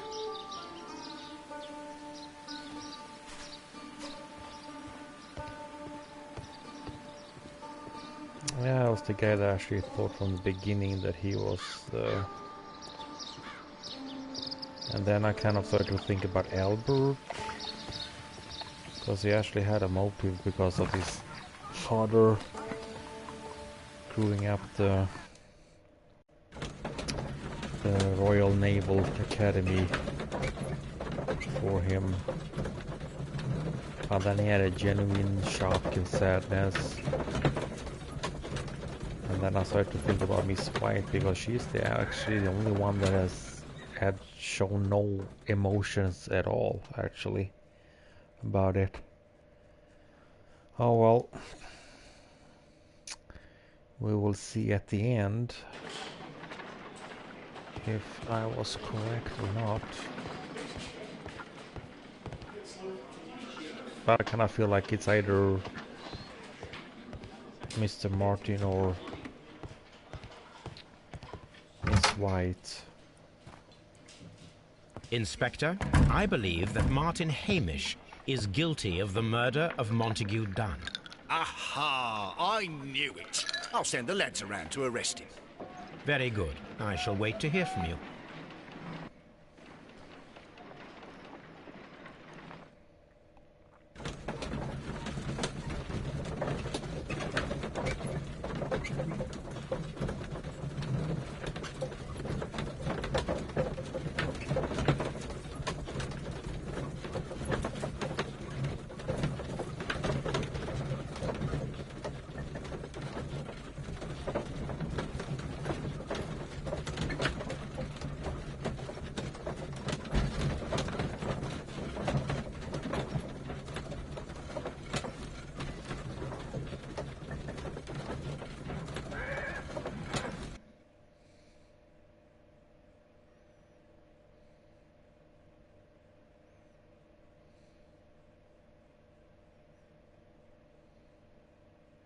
I came here as quickly as I could.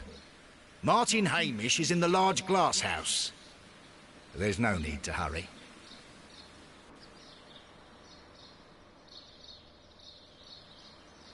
Martin Hamish is in the large glass house.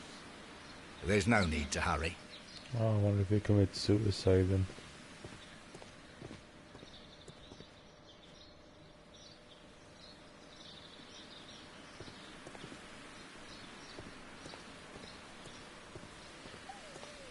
Well, that actually turned out to be kind of an okay case. I wasn't so sure when I started reading out. Holmes, Oh, yeah, my yeah. God! Yes, we found him like that. Our messing around with the ventilation system didn't go unnoticed. Mr. Hamish realized that we knew. Inspector, could you arrange the body, please? I should like to examine it. Oh my God, this the... I thought the case was over. Huh.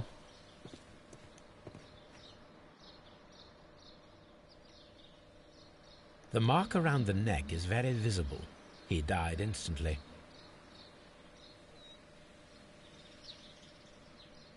I'll be damned.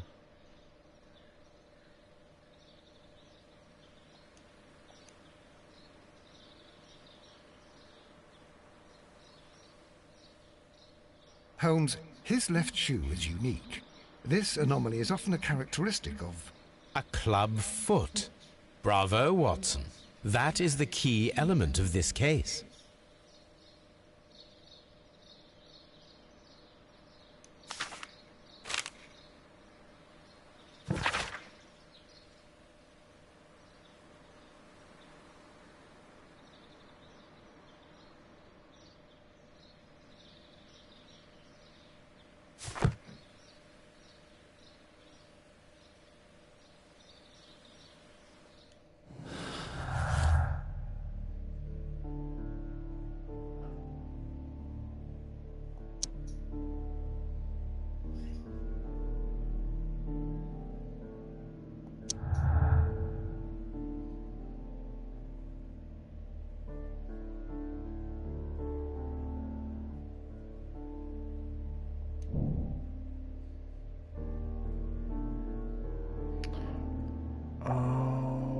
Okay. Maybe Mrs. White is involved after all.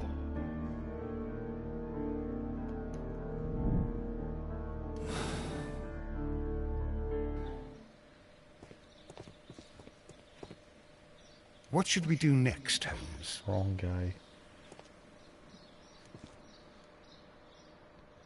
Something about this rings very oddly. Why do you say that, Mr. Holmes? Why? Because of Mr. Hamish's club foot. Oh, I deserve to be kicked from here to Charing Cross. I should have noticed it. But, Mr. Holmes, I can't see why. No, I don't suppose you do. You must recall that Mr. Dunn was locked inside the Colonial Collection Room by the murderer. If it was Mr. Hamish, he would have had to run up to his workplace to trigger the fan situated above it, taking into consideration the condition of his foot. Well, it is still possible. Perhaps, but it is rather strange that such a person as Mr. Hamish decided to base his plan on the speed of his gait. You mean to say that somebody helped him? So the suicide is questionable? Correct. Mr. Hamish accuses only himself in his letter, and so the investigation stops. Possibly an accomplice, then? That idea had not occurred to me, Mr. Holmes. I have another idea, Inspector. Thanks to the testimony that we have collected, we are able to rebuild the events as they took place that day. With a timeline, such as we did in the Jack the Ripper case. Precisely. The map at the entrance of Kew Gardens should help us with our timeline. Let us analyze the facts and statements so that we may recreate the events of that morning.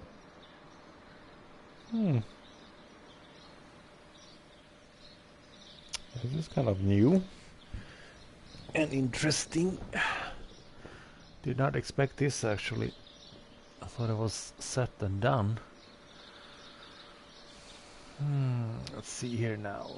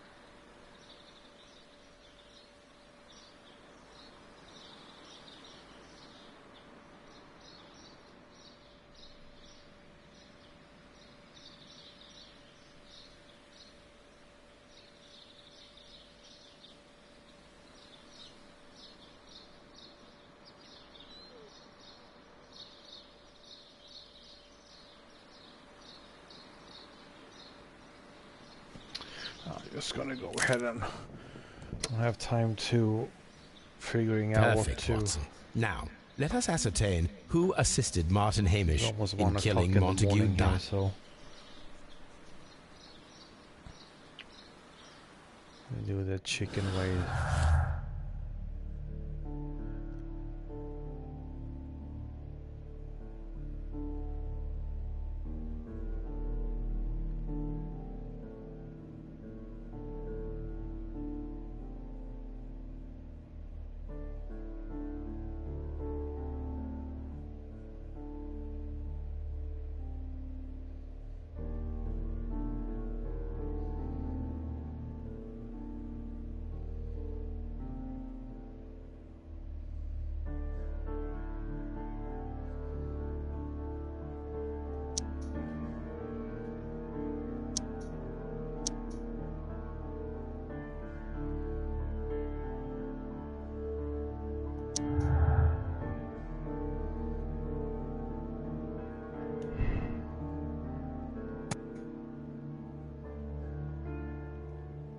I guess that's kind of a pick of choice.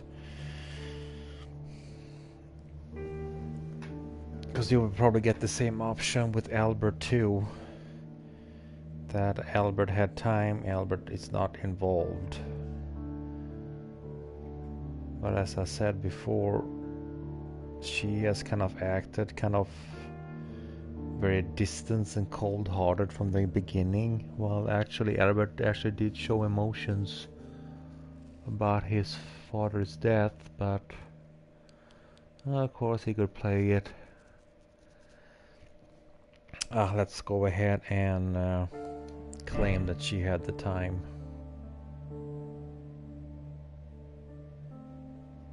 Okay.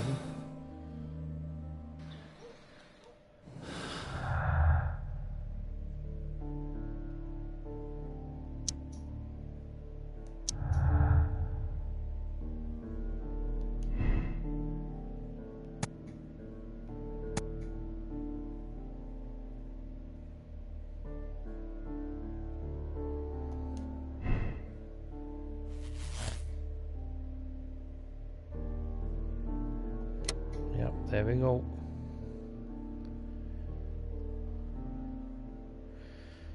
Miss White is a desperate woman in debt, resigned to certain with wealthy gentleman. She deserves a second chance. No, she doesn't. Because I don't really like her, actually. And she's not very nice either, especially when you saw those letters regarding her family. So yeah, she's a cold-hearted. So let's go ahead and... Yep.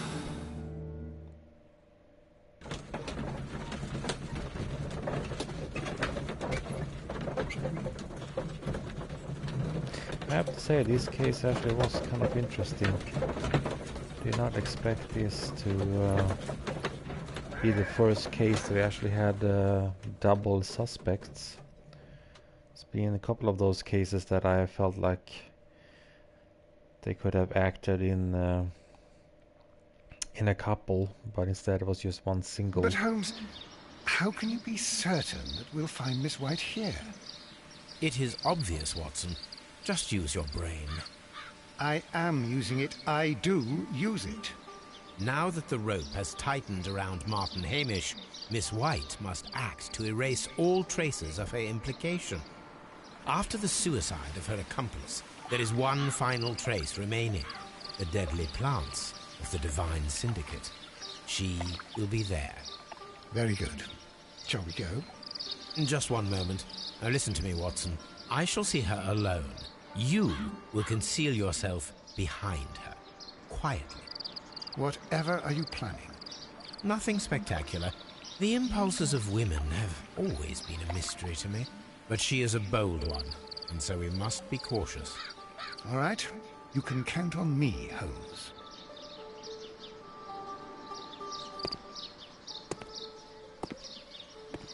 Mr. Holmes, good day to you. You do not seem surprised, Miss White. Well, I was expecting you. Not for too long, I believe. So please tell me, as it is still unclear, who planned the murder? Was it you? You were wrong, Mr. Holmes. It was Martin Hamish, then. You managed to convince him to take on a more prominent role. You could not be further from the truth. You think that you can fool me? You don't care what I think. It is difficult to care about someone who is capable of pushing a man to his suicide. It is over, Miss White. The police will be here any minute. Over, perhaps. One moment you were here, and the next, you were on the other side. The other side? No! Stop!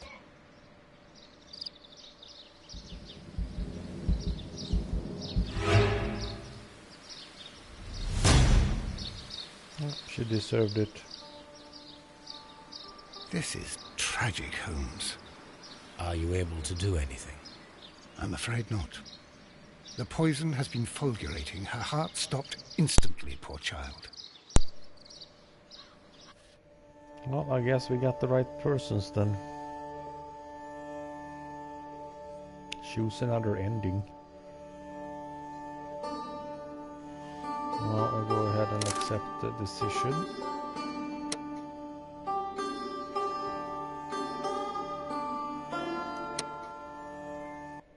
And with that, we will actually start the last case in this game.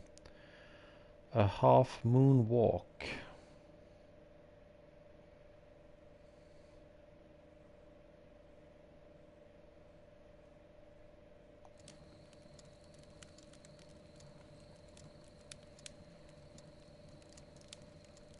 Where are you going, Holmes? Have you been invited somewhere? We have been invited, Watson. We have? Where to? To the Baker Street Irregulars' annual dinner. They sent us an invitation. It is on the table. A dinner? How could those street urchins afford anything like that? I can't understand your interest in them, Holmes. They're dirty. They wouldn't hesitate to steal your wallet. Watson, you should be excited. It is a secret dinner. Its location changes every year. Read the menu. Sounds mouth-watering. All right. We, the secret police of Baker Street, invite you, Sherlock Holmes, and Dr. Watson to our annual dinner. Menu, entree, frozen rat head salad. Is this a joke? Not at all. Pray continue. Main course, sow's udder in Danny Nutcracker's way. Sounds disgusting, Holmes. Hedgehog goulash. Street turnips in homemade juice. And it goes on. I can hear them on the stairs now. Well, we can't go there. We can't eat that. Watson, you'll hurt the feelings of those poor children. We have to go. Oh, Mr. Holmes. It is fine, Mrs. Hudson. Mr. Holmes! Wiggins, Dr. Watson is getting ready. He will be delighted to join us. You don't look well, my young man. Is there something wrong? Don't tell me the dinner is cancelled. Mr. Holmes, it's my brother Leighton. He's in a prison cell. They say he's killed 2 men. You have to help us, Mr. Holmes, because I know he didn't do it. Where is he now? From what I've heard, they took him to the yard, and they gave him a good beating already. You know what they're like. They'll hang him. They won't look any further. Holmes, we have to help him. And forget about the dinner? Wiggins, I'll take the case. You're fantastic, Mr. Holmes. I'll be waiting for you at the crime scene. You'll be there, right? It's on Half Moon Street in Whitechapel. Very well.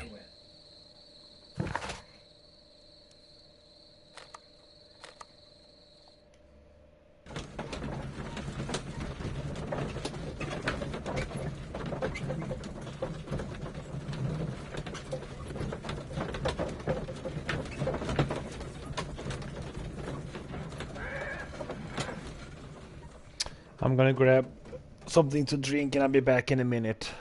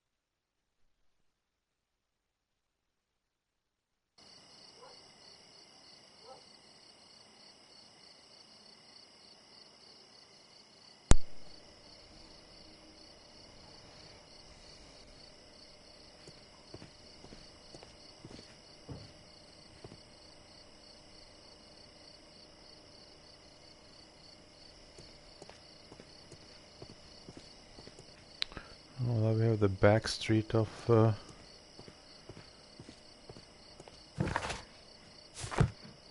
poor neighborhood in London.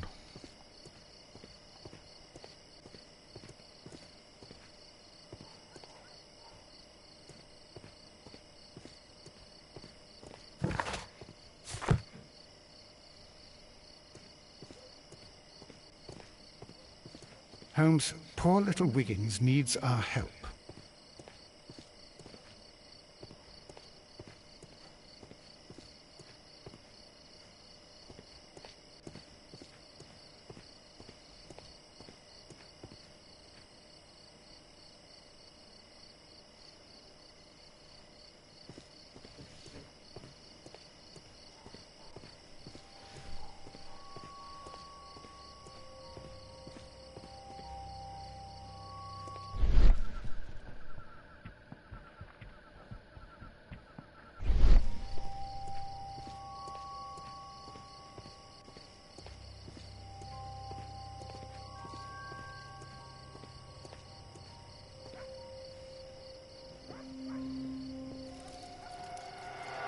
Please, gentlemen, leave the scene now. Oh, Mr. Holmes, is that you? Good evening, Constable... Constable Marrow. I was here with Inspector Aberline during the Ripper case, Mr. Holmes, back in '88. But then this is nothing like that case. With this one, we've got the murderer, the weapon, and the statements, which speak for themselves. Of course, Marrow. But you know that appearances can sometimes be deceiving. Who were the victims? The two men here, both shot. The stab fellow was Brian Vercotti, a well-known ruffian. The other, Kenneth Butler, a jeweller by trade. You spoke of statements. You have witnesses? Well, I was there, so I gave my own statement. And then there were two other witnesses who said they saw the killer Chapman. Mr. Turner, a gentleman who lives in that flat over there. And Polly Powell, a flower seller, who was over at the far side of the street.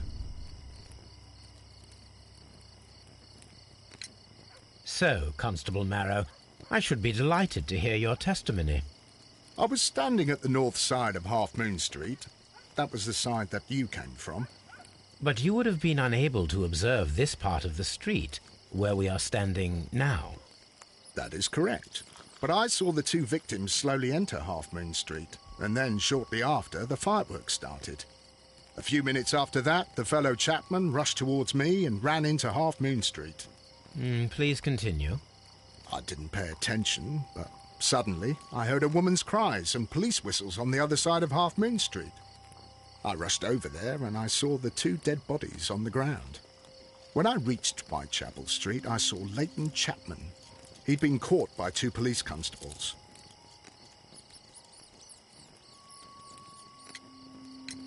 What were the fireworks in honour of, Constable? Well, today's Queen Victoria's birthday, Mr. Holmes. Ah, yes, I appear to have lost track of the days. It is May now, of course. Did you hear the shots? I didn't hear any shots. The fireworks were all over the sky. They were so loud I couldn't hear anything else. Constable Marrow, what else caught your attention while you were running through Half Moon Street? I saw nothing but rats, and I took the time to light every corner with my lamp. Did you happen to look up at Mr. Turner's window when you were on Half Moon Street at that time? Yes, I saw that the window was open, but no one was there. It was dark in the room. Constable, your statements have been of great value to me.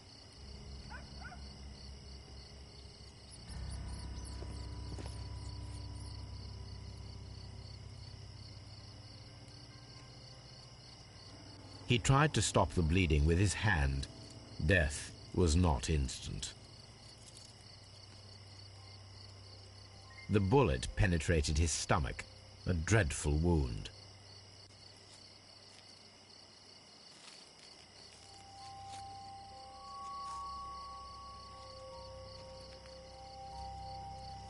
A tattoo from Westgate Prison. Vacotti must have done some time there.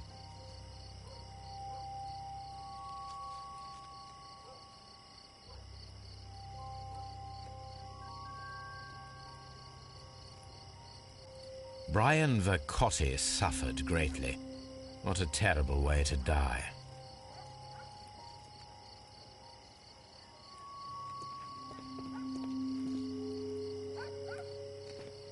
A fairly long pole with a forked end.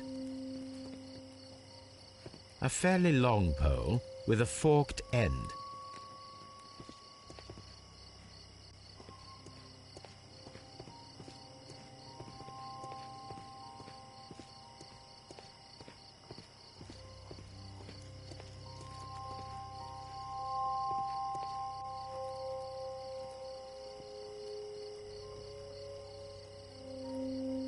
The bullet struck his head.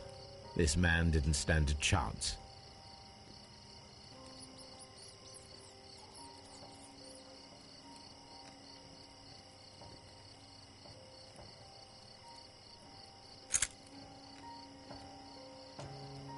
This is an ordinary key. I wonder what kind of door it opens.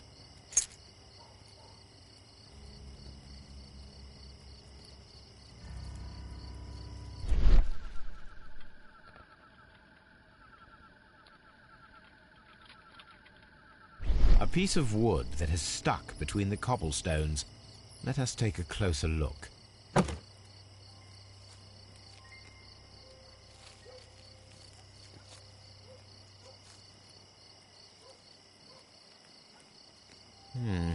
This shard of wood is quite new.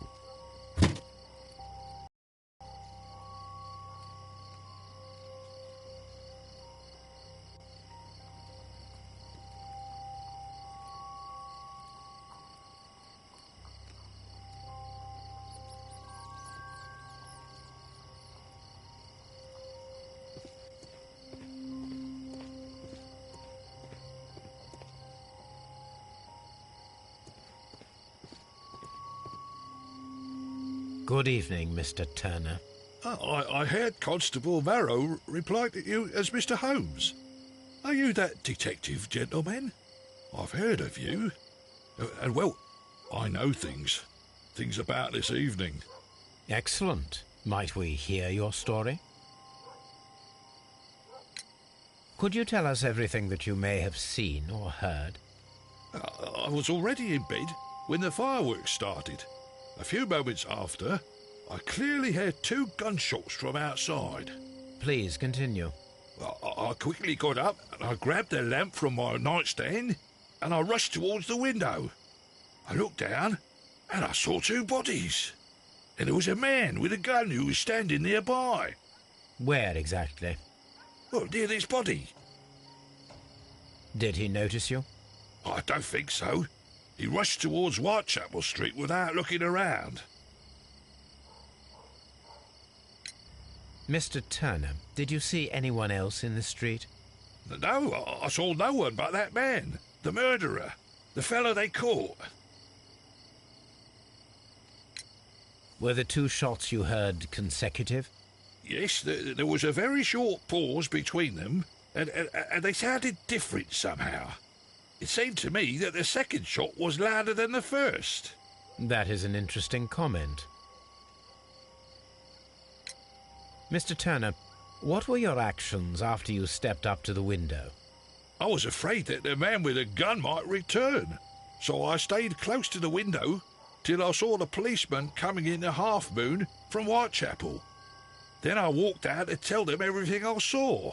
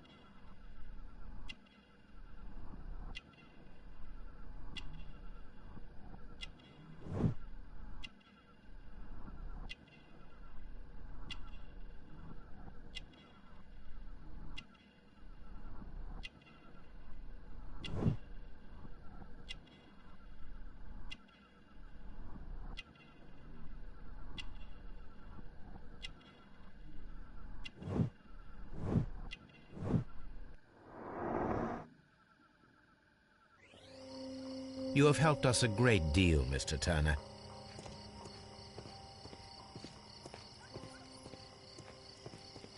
It would be my pleasure to assist you with your investigation, Mr. Holmes. It would be my pleasure to assist you with your investigation, Mr. Holmes.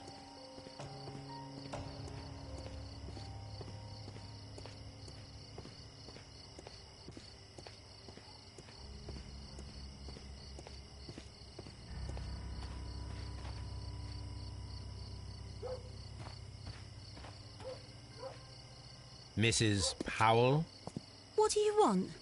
My name is Sherlock Holmes.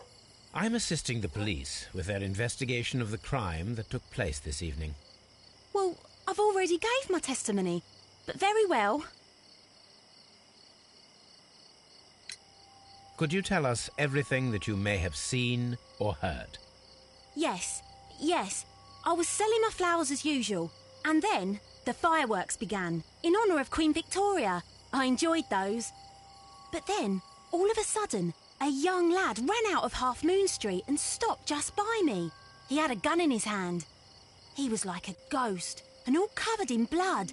It was dark, but I could see him, because of the flashes from the fireworks.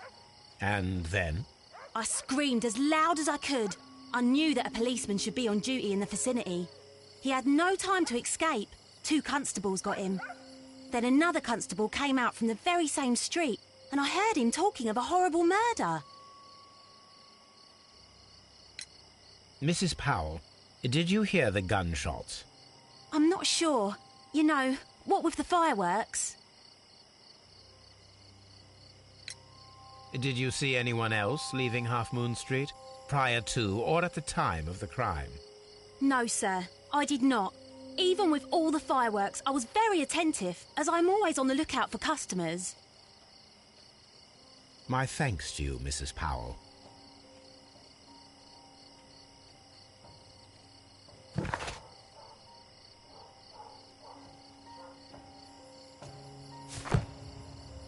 Such a young man, and already a murderer. This mirror is turned towards Half Moon Street.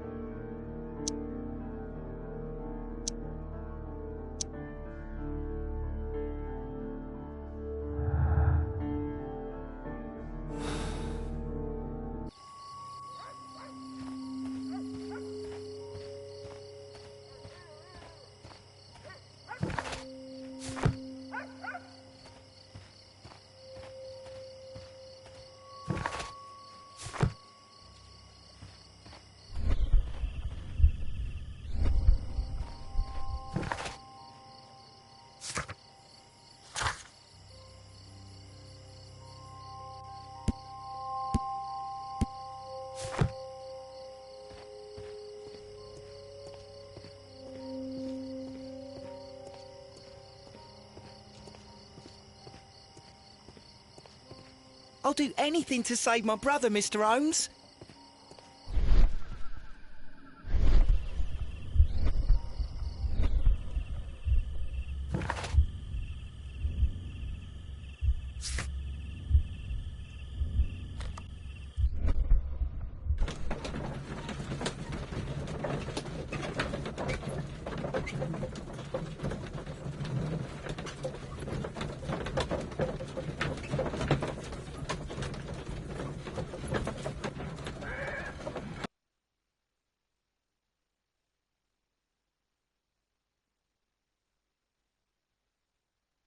Mr. Holmes, whatever brings you here so late at night? I'm interested in the case of young Leighton Chapman. He was arrested earlier this evening and accused of a double murder. I beg your pardon? That case is quite clear to the police. Or are there any new facts that we don't know about? Who knows, Inspector? Look, you are free to investigate, of course, Mr. Holmes. Chapman was arrested with a revolver in his possession, which you can find in the evidence room. The suspect himself is in custody. Did you find anything else on his person? A few personal belongings. Nothing particular, Mr. Holmes. Thank you, Lestrade.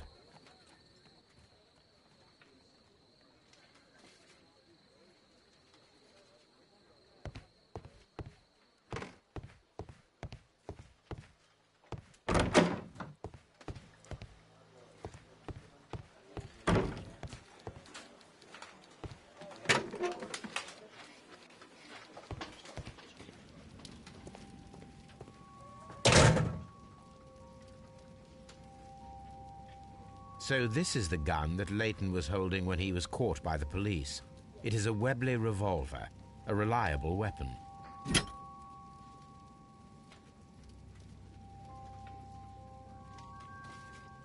It seems as though the shells were not removed from the cylinder.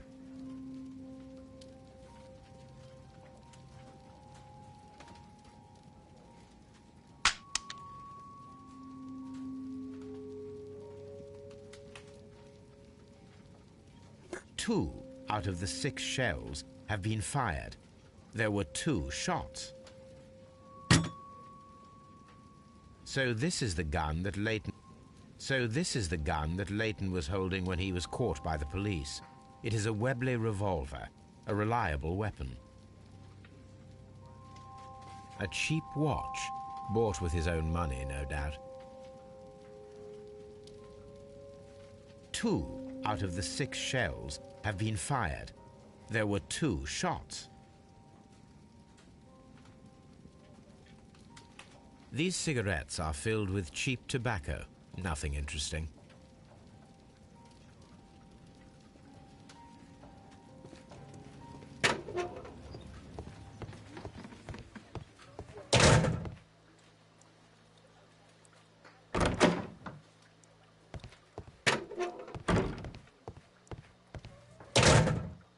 Please escort this suspect for interrogation. Good evening, Mr. Chapman. Who are you? I've got nothing to say.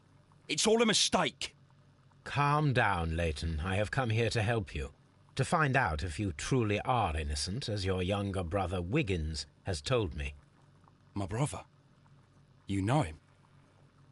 Then that means you're... Sherlock Holmes. Oh, blimey. All right, Mr. Holmes. I'll tell you everything. Good. Tell me your account of what happened. I left my work, and I hurried up to see the fireworks in Whitechapel. I was late, so I decided to cut through Half Moon Street. I saw the first fireworks light up in the sky. I bumped into a constable on a corner before entering Half Moon. Then suddenly, what with all the firework flare, I saw 2 men. They were both lying flat in the middle of the street. I stopped where I was. I thought about turning back to the police, but as I was thinking of that, I saw a third person. He was leaning over the body that was furthest from me.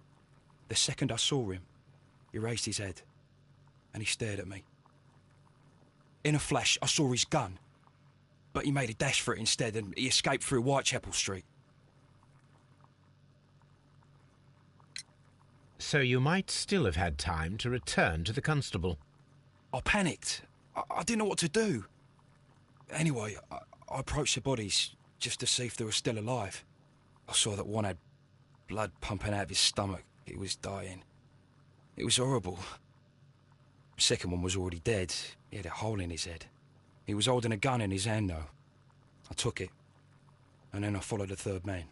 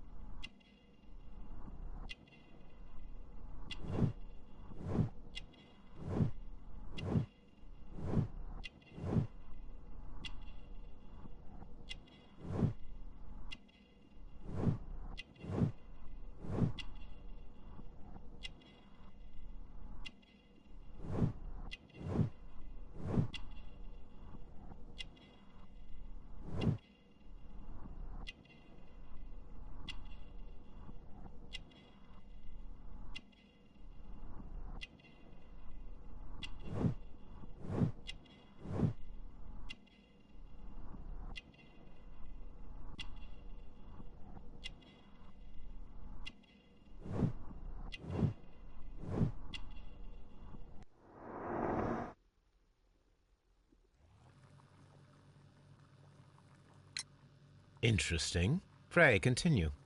I turned a corner, and I saw the man standing in the middle of the street. He seemed to be in some sort of panic. And then, Mr. Holmes, something strange happened. I told the police and they laughed at what I said, but I swear to you, my words are true. I started running towards him. But then I was blinded by a flash. It was so bright that I hardly saw anything for a good dozen seconds. But I kept running forward. As I arrived in Whitechapel, I heard a woman screaming. And then I was caught by the police. But there wasn't a trace of that man. Of course, then they found a gun and all that blood. I couldn't see the murderer escaping and all that mess. Perhaps I was still half-blinded at that moment. A thrilling account, my young man. Leighton, are you able to describe the person whom you saw standing in Half Moon Street? Well, I wasn't able to see his face at all. It was too dark, and he was too far away. I could see his silhouette.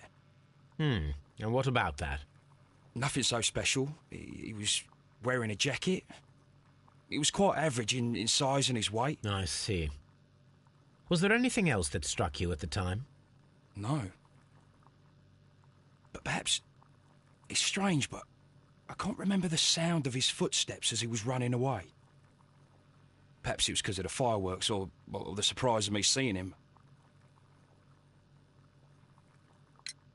Leighton, I confess I am puzzled. Why should a young lad like you take a gun from the hands of a dead man and set off in pursuit of a probable killer? I know. I keep wondering that, but at the time it was like a reflex. A criminal ought to be arrested, and he was armed. You were willing to risk your life. That was a little foolish, unless you wanted revenge. No, Mr. Holmes. I was just being brave and stupid.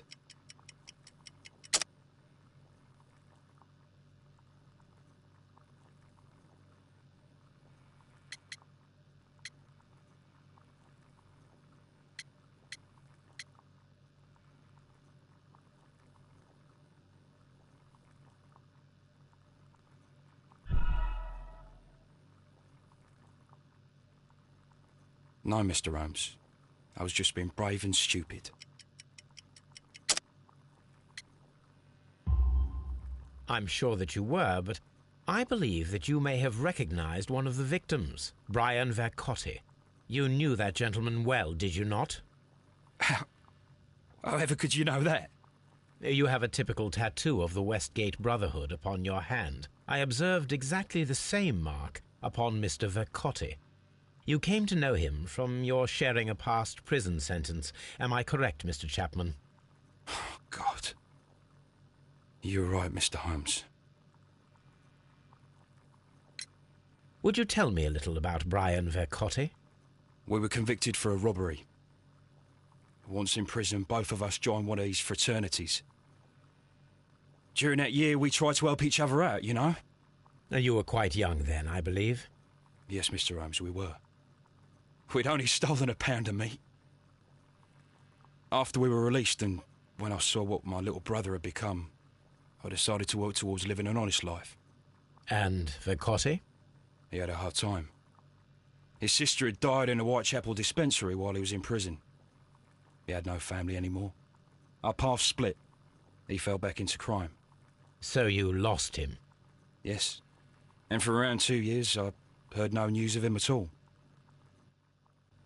We shall see you soon, young man.